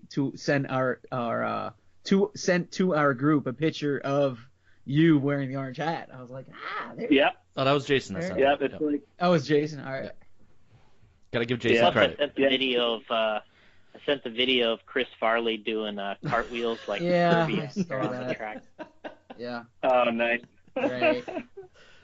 So if we go down there next weekend, Kirby, you're gonna be getting the GoPro out and flipping around everywhere? No, I'm just doing cartwheels. No camera. Just doing cartwheels. Okay. I've never seen anybody. I can't lay down in between the doubles and just getting undercarriage shots. I was not doing that. Although that's a good idea. For some reason, I remember somebody doing that at a track I was at, and it had to be him for sure. Oh, man. And you know what? I've seen Mayfield hit the cameras before. Oh yeah. I've seen Phil from Neo Buggy during the warm-ups, getting his camera really close, and I've seen Mayfield make a little adjustment. Tip the edge of the camera just to give him a little bit of whoa. Yeah. That's awesome. That's fun. All right. Well, Paul, if there's anything you can do for me, you let me know. That'd be great. Yeah, no, thanks, guys. I appreciate it. It's been a good time. Yeah, definitely. You're welcome back anytime, bro. Cool. Yeah, hopefully I'll see you next week. All right, yeah, hopefully. Thanks, Paul. Yeah, thanks, guys. See ya. Thanks, Paul. Thank you. See you soon. Safe travels. All right, sounds good. Thanks. See ya. Cool interview there with Paul. Yeah, super cool guy. Yeah, Done it all. Yep. I don't think I officially hey, I'm Kirby, blah blah blah blah blah. So I never really formally met him, but like I said, like I commented earlier, always got the vibe from him, like super approachable, willing to help anybody, go out of his way and help anybody. Like, I mean, that's really, and something awesome for a team like Serpent to have Paul on their crew. Absolutely. Now, this was another question, but it was just kind of a random from Kyle Predmore surface topic from the Kyosho Masters, and the link was to Thibaut's Facebook, and I guess Thibaut's racing in France right now. Yeah, he went over there for the Kyosho Masters. And it's just, I mean, I guess what Kyle's getting at is just, a multitude of surfaces they race in over there and across the pond. Yeah, it's one of the tracks that would be more like a multi-surface. It seems so cool, though. I don't know. I dig that. Do you find that kind of weird, Jay, being a tire guy? How am I supposed to plan for this track? It's got everything. Well, that comes down to driver, though. Mayfield's run some races like that, and I'm not sure what they're going to do there, but I know Ryan ran some pretty traditional tires. He's like green triple Ds for dials, I ran those, and they worked well. And what? This is crazy. As I'm going through these, I'm just on the laptop going, hitting the arrow key here, and you got it looks to be, it's like bricks with grass growing up between them, to AstroTurf, to dirt, the backs. This I don't even know what surface that is. It almost looks like shingle paper or something crazy. Might be wood. The one turn is wood. It appears to be wood. Yeah, could be wrong. Let me pull up grass, the same thing as you, just so I can. It's nutty. I've seen tracks with there's some bricks, some dirt, some grass, but this is this is crazy. The one turn here, the 180 turn is like a, you enter the turn, it's elevation going up 180 and then elevation going down, but it appears to be like a completely wooden turn. It's wild. It's weird and wild. Ooh. So what? I actually like these. I actually like these tracks. I think it's cool. It looks cool. Looks rad. The section that I don't really like is where they have the grate and then stuff with growing the out grass. of that. Yes, yeah. I didn't even know how to explain that. It almost looks like gray. Is it like it almost looks like netting, kind of like that? Yeah. That would look like it would, if you come in there too hot, maybe like traction rolling right off that great part. I like the bricks. I think the Yeah. bricks are nice to drive on. Cool. I don't mind the little grass or Probably extra drift that. patches. Yeah. Yeah, I mean, we had a couple sections like that back a couple worlds ago in 8 scale, and yeah, it was like a really cool part. Like you came out of this little S-turn thing, and then you just straighten the car up, and you just basically 4-wheel drift, and the car just goes straight, and it's actually really cool to watch. I'd probably be so good at that track. I'm just visualizing all, hitting all the apexes and setting up these turns and hitting my spots. Probably be really good. So I'm watching some playoff hockey here, guys. Oh, yeah. It's down to the Eastern Western Conference Finals right now. All right, who's in it? Okay, East Finals is the Washington Capitals knocked off the Penguins. Thank you. Yes. Thank you. Good job, Capitals. The Capitals have just been doomed for the past few years. It's been since like the mid '90s since the Caps made the finals, and they've had a really good team the past, like, I'll say 5+ years, and they finally got over that hump to the finals, and now they're playing Tampa Bay, who eliminated my Devils early on in the playoffs, and in the West Finals is, I'll use air quotes, Jason's team, Las Vegas Golden Knights. Wow. That's and crazy. Winnipeg Jets, like two very unlikely teams, although the whole season for Vegas has been really good, and like just what they picked up in the draft was like, Jesus, these guys are like pretty legit, and well, they're in the finals in their first year ever. And the Winnipeg Jets, Jesus, I didn't see that coming. So that's really interesting. It's cool though, like that parody. So there'll be a two new teams in the Stanley Cup Finals this year. So that's cool. I'm down with that. Yeah. And the Sixers lost, so man, I'm smitten when they. God, I'm so pumped on that. Yeah, it's good stuff. Yeah, I hate Philly and Pittsburgh teams. How about that? So Philly, how close is Philly and Pittsburgh really? How close? No, that doesn't make any sense. Like, Philadelphia and Pittsburgh. Yeah. That's at least I'll say a 5 to 6 hour drive. Okay. Because what happens when those teams play? What's the? I wish the place would just cave in. Is it a mess? Is it a mess? They don't really hate each other much, to be honest with you. Well, it's a mess if you're playing in Philly. Yeah. Well, yeah, because Philly's a bunch of jack-offs, but they really are. I mean, straight up, they are. I went to Niners at Pittsburgh. I went to a Niners at the Steelers game. My boys got blown out. This was like at the tail end. I think there was Kaepernick's last year. It was it was like, oh man. Kaepernick. Never heard of him. But I was there. I was in. I think I wore Anquan Bolden jersey. Not once did I get hounded or heckled at all for wearing a Niners jersey. And I can guarantee you, if the roles were reversed and I'm in Philly, oh my God, I probably would have, ate some beers and, I've been soaked with, beer all over my jersey and shit. But I just have no wanting to ever go to a Philly, even if the Niners would play in Philly, it would be hard, but I would just go neutral. I wouldn't wear any gear because I just want to enjoy the game. I ain't trying to hear some assholes be assholes. Mm-hmm. It's not worth the BS. Everything you hear, it's just true. I've heard so many accounts of it.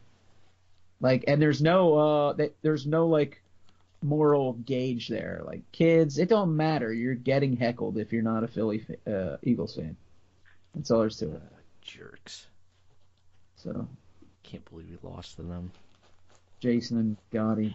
just digging up old pictures and shit. It's great. Yeah. What am I doing? We got paperwork All right, here. so you guys have project. Yeah, you're. I don't know what you were doing.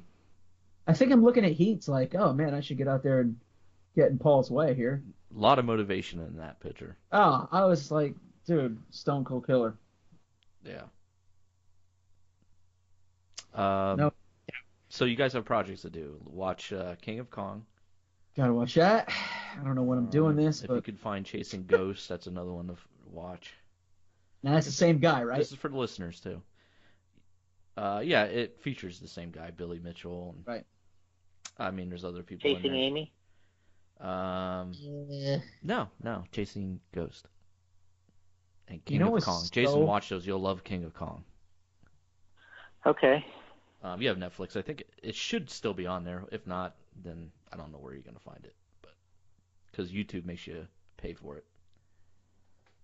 Yo, you know it was so funny when Paul brought up, when you ask, have you ever raced Kirby? And he brought up, like, I want to say it was either 98 or 99 carpet oval nats. And at this point, I'm pretty sure we were racing for Trinity. Mm-hmm.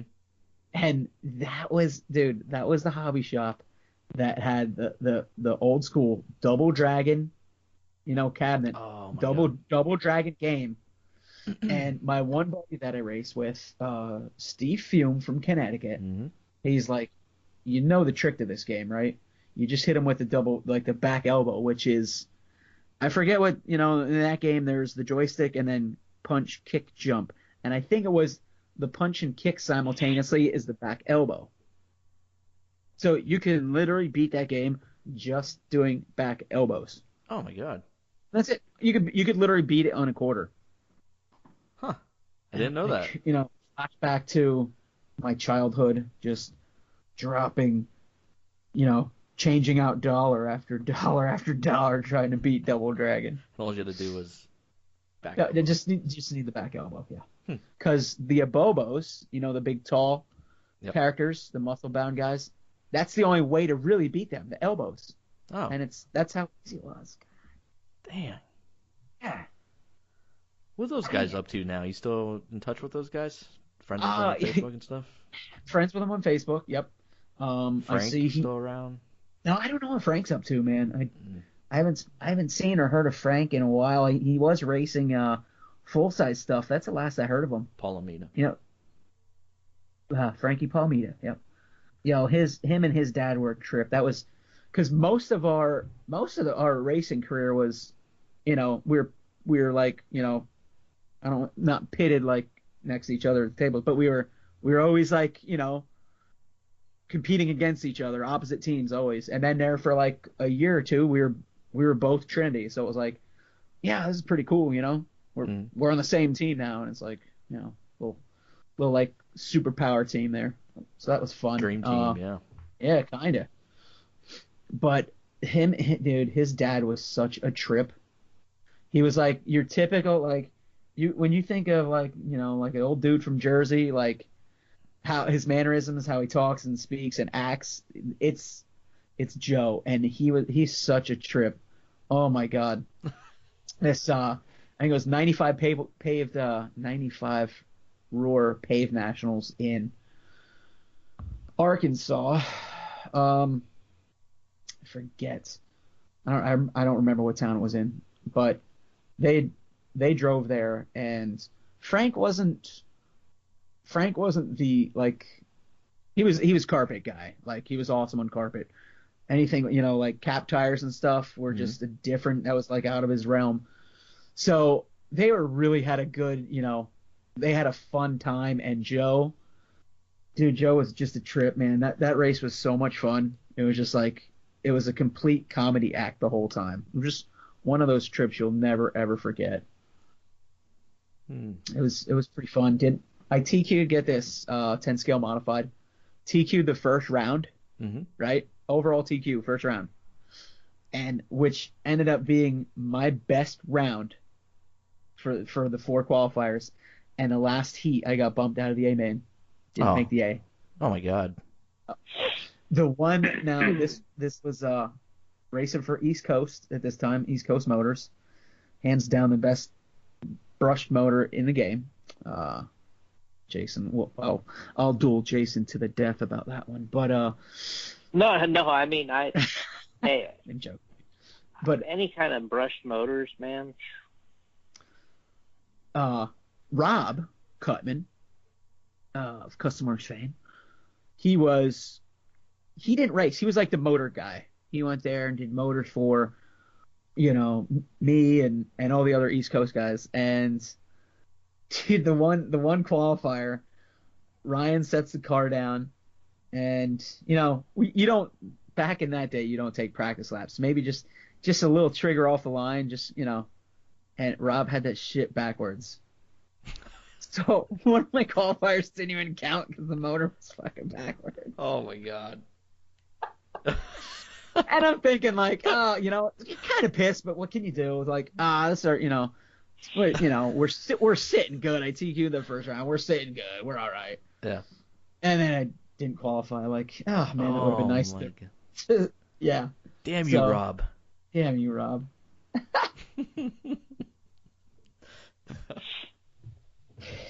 Yeah, man. Fun. Good old days, man. Yeah. If you put a brushed motor in your car with the can in the same direction, it'll always go the correct way. So I'm trying to calculate that. What? Basically, like on the Reedy motors, the sticker, they put the sticker on the can was always on a certain side of the can. Right, where you would do your timing. If you always put your motor in with in the same direction, then it would never go backwards. Because it didn't matter which way the end bell was on, as long as you wired it up exactly the same, and you put your can and you put the motor in the same way, it wouldn't make a difference. So you're saying this was Ryan, my brother's fault? Is that what we're getting at here? It could be. He should have noticed that. Kidding, putting the motor in. While I was off dicking around or playing with my Game Boy. You're just like. Like, all right, let me know when I'm up. I'm out. Yeah, it's a possibility. Brad Ralphs was the one that pointed that out to me one time. He's just it does make sense, yeah. Because he's like, the end bell doesn't have any polarity. Right. He's like, so it doesn't matter which way the end bell's on the car. He's like, as long as you put the motor in the same way and you put your wires the same way, it's going to go forward. I'm sure I'm not following this, but all right.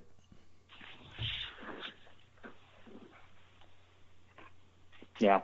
Yeah, and then when you had when the left side drive cars came out, then it was like, oh man, are we better off winding the arms backwards? Because then, then you had that thrown into the mix. It was like, wow. Like, oh goddamn left side drive shit, LSD. Reverse rotation. Yep. LSD. Yeah, because then handout motors. I need a reverse rotation slot machine too. Yeah, that's right. They're just like, this guy. Now on the speed control, you just use the programming box, and if you want it to go reverse, you put it reverse. It was forward. Wow, that's it, huh? Bro, it's that easy. Pit wizard, dog. Is it hard to program those speed controls today? Not really. I mean, I make it a lot harder than it really is because I hate all that stuff. Yeah, you're saying you had trouble tuning your radio. I can't imagine doing software on a speed control. Honestly, the programming box is easier to use, like on the Reedy stuff, than the Airtronics or the Samwell radio. I mean, you plug it in, and a screen comes up, and you scroll through the different settings. Honestly, what I don't like about it is there's too many settings for me. I don't mind doing the settings. What I don't like is there's so many adjustments, and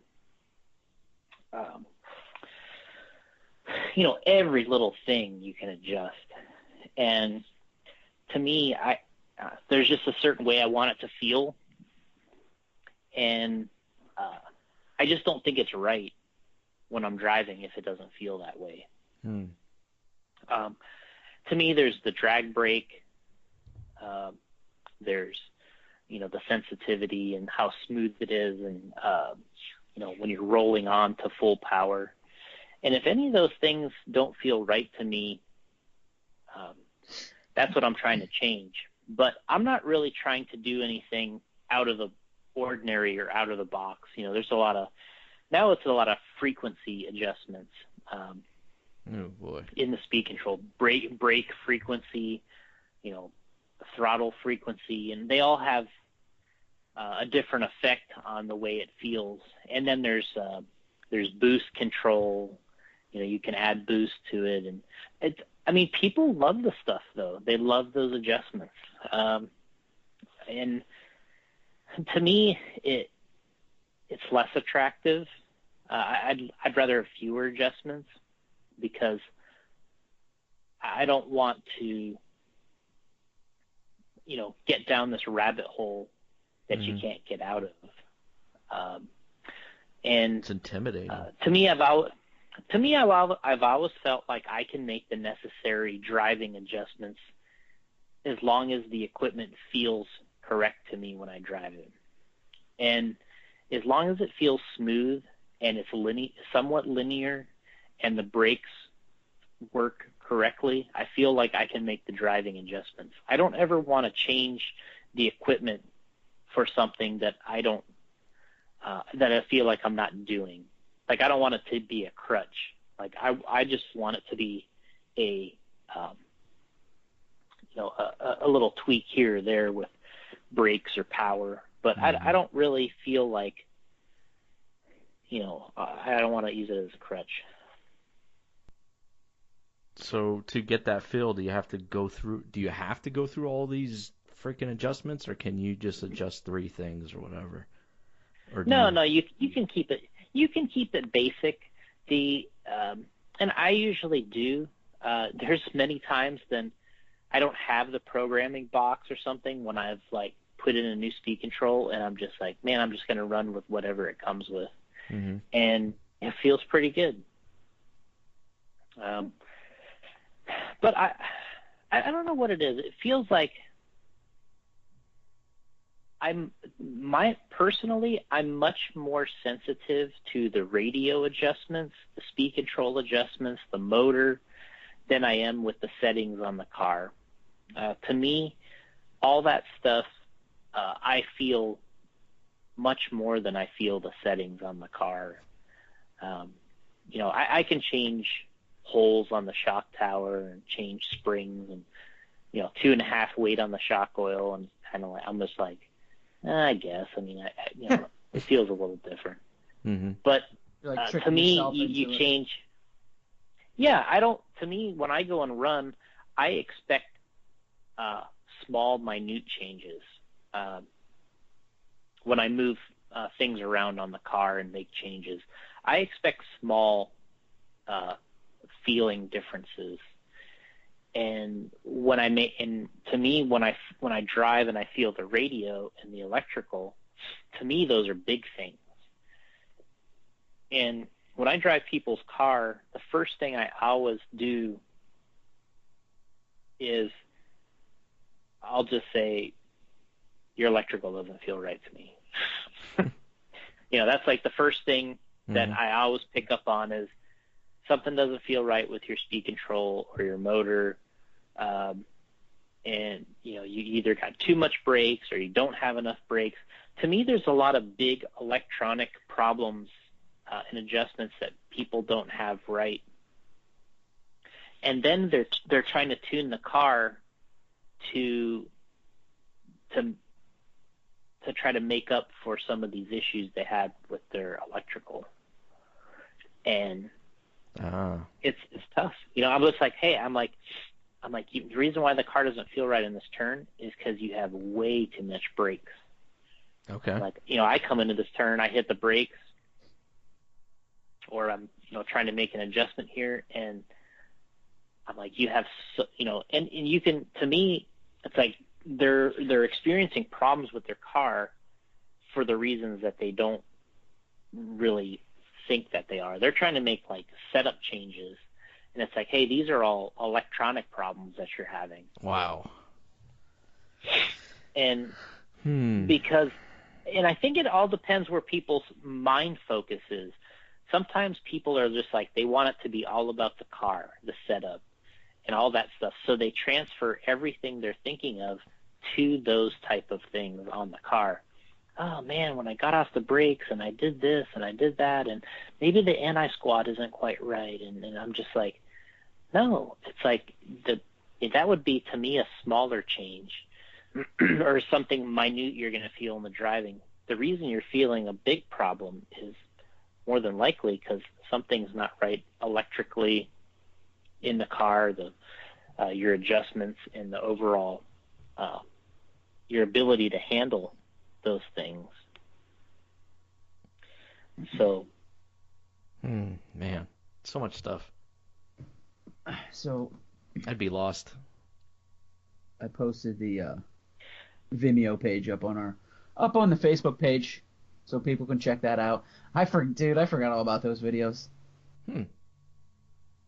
But hey, go back and look at them. I will. Jason's gonna be eating his words. Oh yeah, he will. Yeah, he's got professionals. Yeah, down take there that, Thomas. Well, I don't know. What are you gonna do? Jason will not be. I mean, like I said, I've never seen somebody lay down on the straightaway to get a shot of the car coming right at him, regardless of. Sorry, I'm just trying to get during cool a big content. Like in the middle of a big qualifier. Yeah, what the hell, dude? Hey, Roar told me to get off the track. I was gonna stay out there for the Roar Nationals. Yeah. Yeah. All right.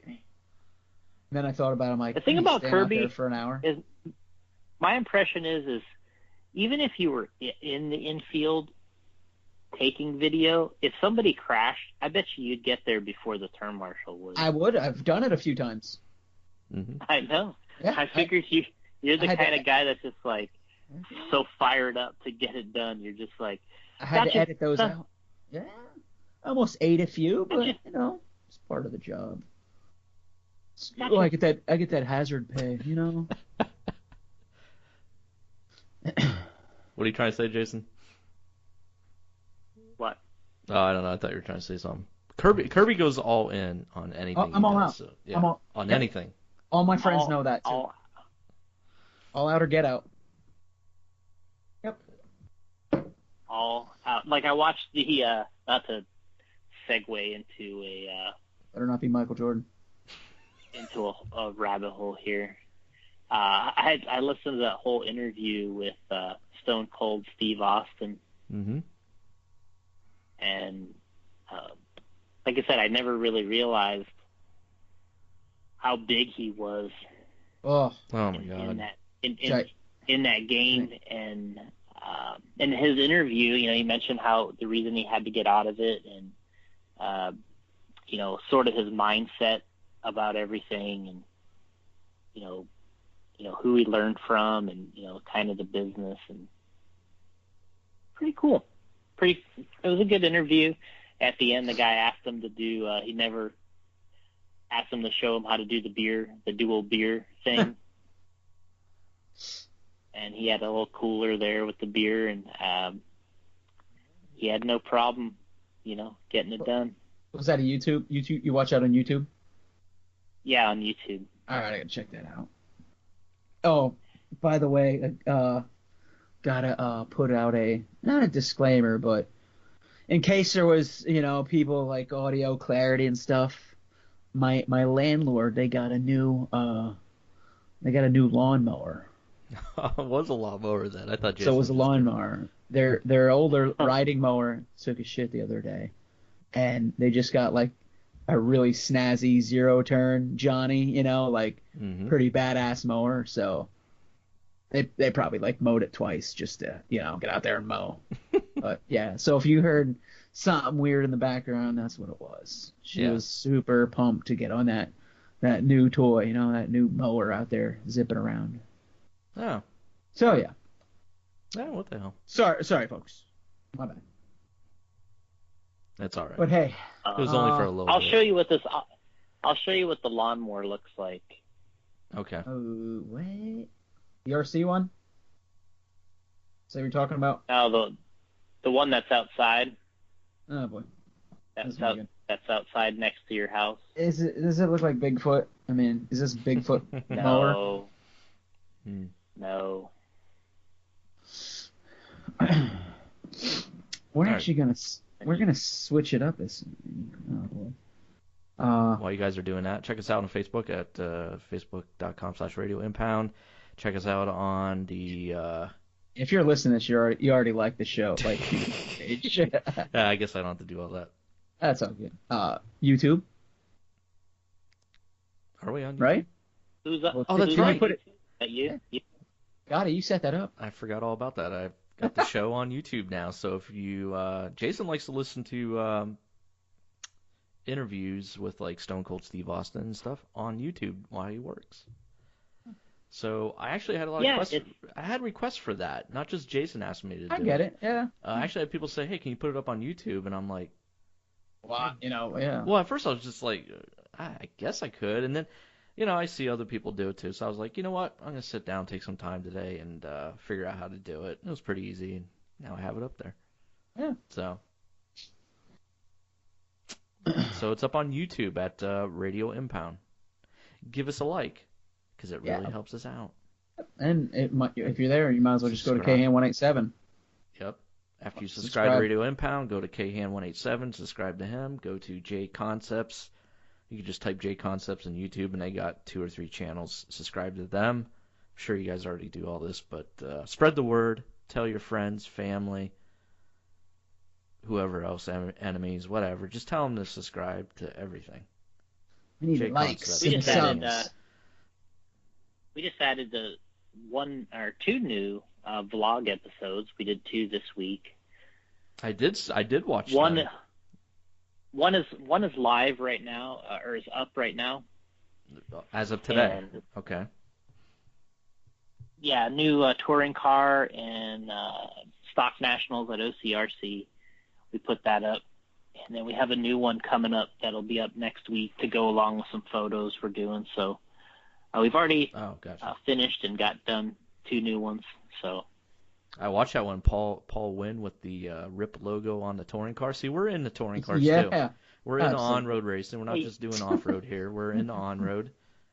We're into old. You guys are big in on-road. Yeah, we got Carpies up there representing Radio Impound for us. Yeah. If you want your official Radio Impound gear, go to carpies.com. He has T-shirts, hats. Yeah, man. You can order. I got some. I got Carpies to make me up some 7XL sweatpants a few years ago, and I'm still rocking those bad boys. Yeah, They're in great condition. Stuff. They're badass. Carpies.com. Wear them every day? Not anymore since it's warm out, but I'd wear them every day to work. Yeah, I'm a sweatpant guy at work, dude. Heck yeah. Really? Yeah. Yep. All right. You guys can keep going, but I gotta go. Yeah, we are out of here too. Check us out. We're going to drink some craft beer. Oh, nice. Well, have fun. You going out tonight, you mean, or just hanging out at home? Going to my buddy's house. We're doing. 3 of us are getting together. We get some big bottles, and we share them. Like these are bottles. These are bottles that you don't want to take by yourself. Like they're like 17%. So you spread the wealth. You each get 5 ounces or whatever. That way you can try out many beers. Is that the stuff made by Welch's? All right, I'm out. Like grape soda? No. Have you tried Stone Cold's Broken Skull IPA? No, I haven't even seen it for sale. Yeah, I would like to try it. I wasn't sure if it's out there or not. But yeah, I don't know. I don't know if it comes up, distribution this far north. Yeah, that'd be cool to try that. Can you order that? Yeah, I guess you can't. You can't order that stuff. Yeah, with Pennsylvania laws, you gotta go through a distributor. It's Pennsylvania alcohol laws are just ridiculous. Yeah. It's just bullshit. But yeah. All right. Well, hey, have fun tonight. Be safe. Thank you. Will do. Drink responsibly. Just look at my Instagram and Snapchat, and you'll see all my beer I'm drinking. They'll be passed out. We'll put a photo in the Facebook post here of Kirby passed out. at one of his parties. Yeah, he'll have stuff drawn on his forehead. Yeah. I'll come home and I'll be playing Drunk Siege. Maybe I'll nice. stream it live. All right, there you go. Follow him on KHan187 on YouTube. On everything. You know what would be the biggest thing? Everything on the internet. It'd be hilarious if some guy, when you were passed out, they drew a jump man on your forehead. All right, on that note. All right, Ernie sent him that joke. He wakes up, goes into the bathroom. What the? Jumpman logo. Jumpman. What a dumb logo. Terrible. What a dumb athlete. All right, on that note. All right, have some fun, Kirby. Stay out of trouble. We'll do. And we'll see about going next week, maybe heading out to LCRC. Just a warning to all you people at LCRC. We may or may not be there. I like to make plans, and then when time comes, I bow out. But I would like to go down and see Paul and hang out with Paul, and then I'm sure Brian Roeder would be there, and Jason Schreffler, team driver Jason Schreffler. Yeah. Oh, yeah. Roeder's Serpent guy now. Yeah. That's right. Yeah. And you guys have a lot of ties over there. You better go over there. I can't believe I still don't like that he changed his paint scheme. I'm so against that. I have no idea what Roeder is doing. Brian Roeder. Yeah. Well, that's enough reason for us to go and heckle him about that. Make him feel so bad that he changes back his paint scheme. He had the paint scheme for like 25 years. Literally. That's like me changing mine. Yeah, I don't know why he changed. And it's such a good looking paint job. Yeah, his paint scheme was awesome. Yep. And then just like, you know what? I'm going to change it out for something shitty. Oh. Brian's going to be... All right. All right, Kirby. We'll catch you later. Hey, we'll catch you later. All right. Take it easy, Rip Nation. Later, guys. All right. Jason, you're not going anywhere yet. Yep. Jason, you got to stay. I'm out. All right. I'll send pictures of my beer, though. See you guys. Peace. All right, and then check us out on the Anchor app. If you're an Android or Apple user, you can go to Anchor, go to the Apple Store or the Google Play Store, download the Anchor app. That's ANCHOR. And there's 2 episodes of the Radio Impound podcast up there. They're short episodes. We were just testing it out. And we will call Jason sometime during the week and just see what's going on. Very easy to use. So if anybody's out there thinking about doing a podcast and they want to do, they want to do it an easy way, Anchor app. And they'll host it up there for free for you. And it's pretty seamless, man. Works great. You could be driving down the road doing a podcast like I was doing with Jason last week. What's that? Going 70 miles an hour. Yeah. And jconcepts.net. And he's got a lot. Anything new shipping next week to the hobby shops? We got a lot of new stuff.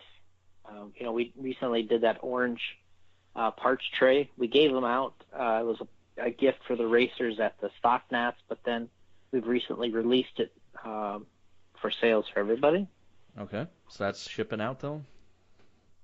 Yep. And then we recently did a new Techno Truggy body. Guys have been on us forever about the Techno Truggy body we finally have delivered. All right. So that's shipping out to shops, right? Mm-hmm. All right. And then made a finisher body for the TLR 22T 4.0, so that's their stadium truck. Oh, nice. So we finally got a stadium truck body out there.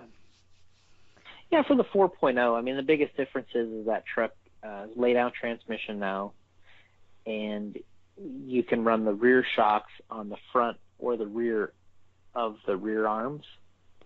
Wait, you can run the rear shocks on the what now? On the front or the back of the rear arms. On the front. Oh, okay, gotcha. Oh, all right. So when do you want to run them in the front? Like, how's that work? How do you know what to do? Yeah, I mean, essentially what ends up happening is you move the weight bias. Yeah. Starts to come a little bit more forward. Okay. So now with the laydown transmissions everywhere, on every car, and now all these new trucks have laydown style transmissions now. Mm-hmm. They're given the adjustment like the buggies have to put the shocks on the front of the rear arm, which, is another thing that moves the weight further forward. Wow. And guys are preferring it. I mean, that's been an adjustment now for about 2.5 years. That's been an adjustment on the buggies, but it's pretty much the standard setup now, running the shocks on the front side of the arm. Okay. And so yeah, new body for that. Mm-hmm. We got three other new bodies in the queue. Decals are being made right now. I don't want to say exactly what those are, but those are coming. All right. New fresh look. Yep, we'll be at the Spring Indoor Nationals next week. We got a lot of new stuff in the queue. Where's that race Hasn't at? Quite. That one is in Tacoma, Washington.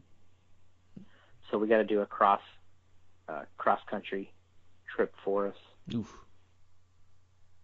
Yeah. But it's all right. We like going over there to Tacoma. Sold out. Yeah, the races have been good, popular. We got a lot of top drivers, and we got some classes for expert stock guys, and then we got a class for independent stock racers, which is either a beginning stock driver or somebody that's a veteran. We'll call them old dude racers, whatever you want to call them. But the Indy stock is one of our more popular classes on the Super Cup, and it's becoming it's new this year on the National Series. So okay, cool, big time stuff. All right, head over to jconcepts.net for more info. Yeah, we got a new website's been updated.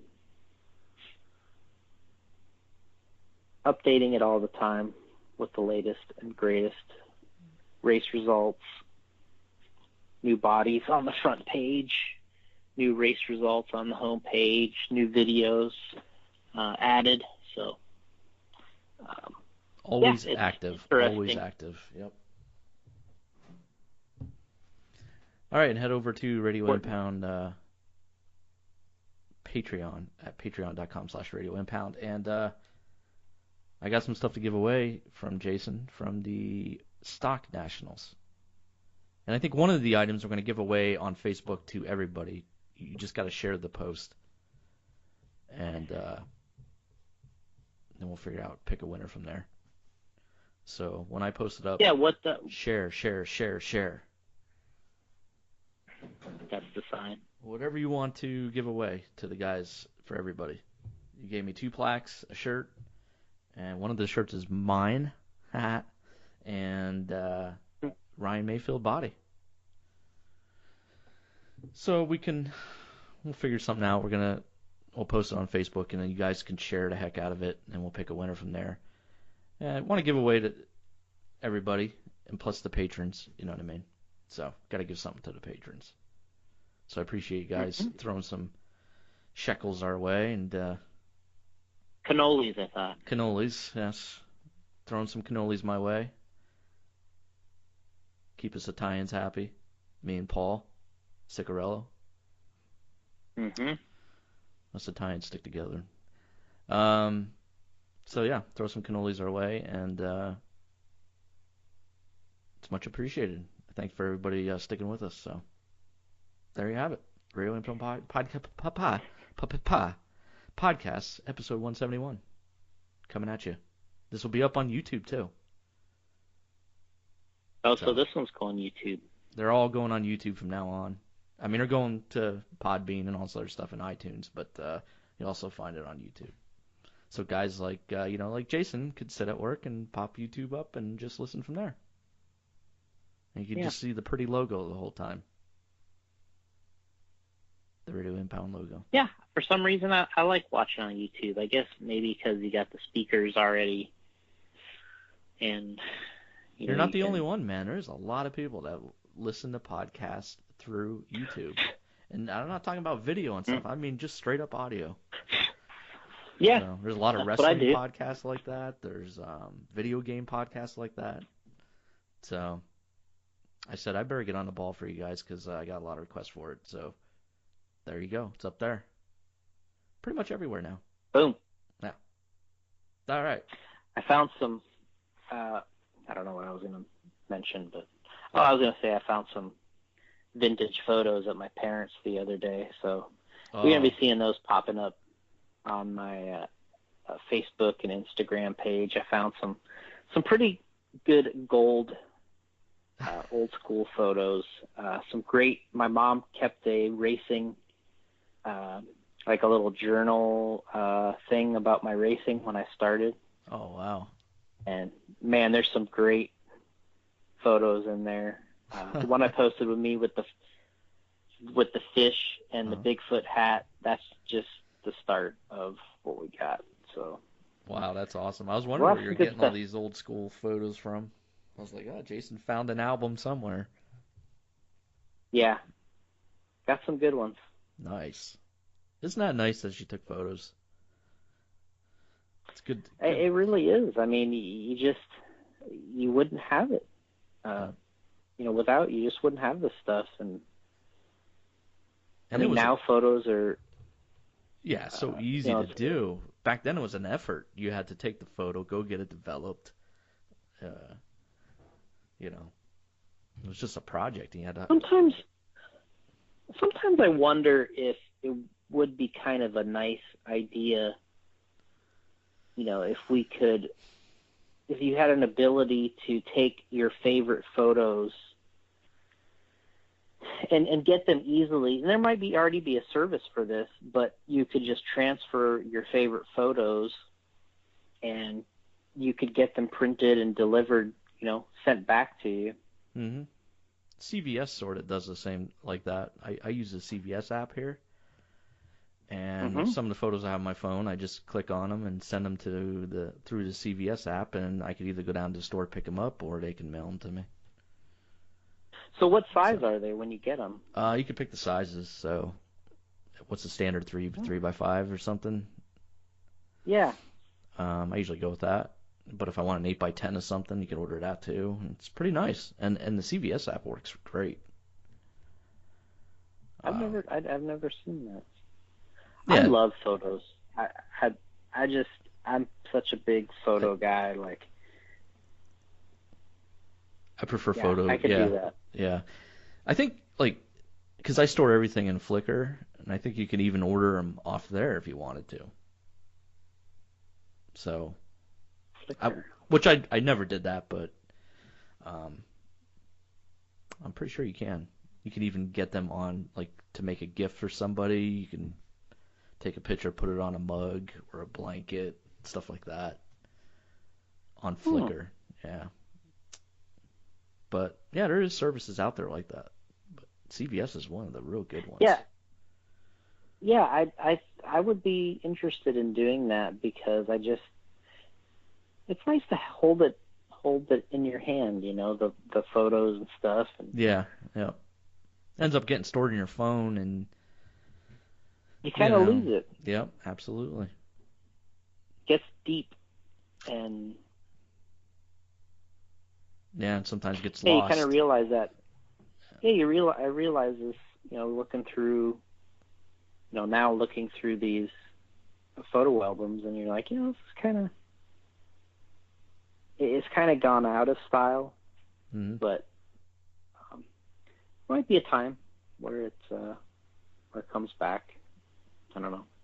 I always took a disposable camera with me when I went to Chicago, so I have a lot of photos of, the Trinity booth and, like we were talking about in the last show. I think I have some photos, of Kevin Nash driving the RC car and stuff. But I used to love. You got to get those out. Yeah, I gotta find them, and I just think I have one photo of Kevin Nash driving. But I mean, I have the Trinity booth, Matt Francis, David Spachette, Paul Lemieux when he was with us. was a great time. But I used to bring that little camera. People were like, "Yeah, what are you doing taking photos?" And it's like, I don't know, man, this is cool, you know. Like, and then when you're looking at it 20 years later, it's really cool to have that stuff now. And really cool. And you're looking back on it, and you're like, damn, that was a good time. And you're glad you brought a camera along with you. Today, it's so easy, though. Like, jeez. Yeah, it's absolutely. Nah. All right. We are out of here. Thanks for joining us.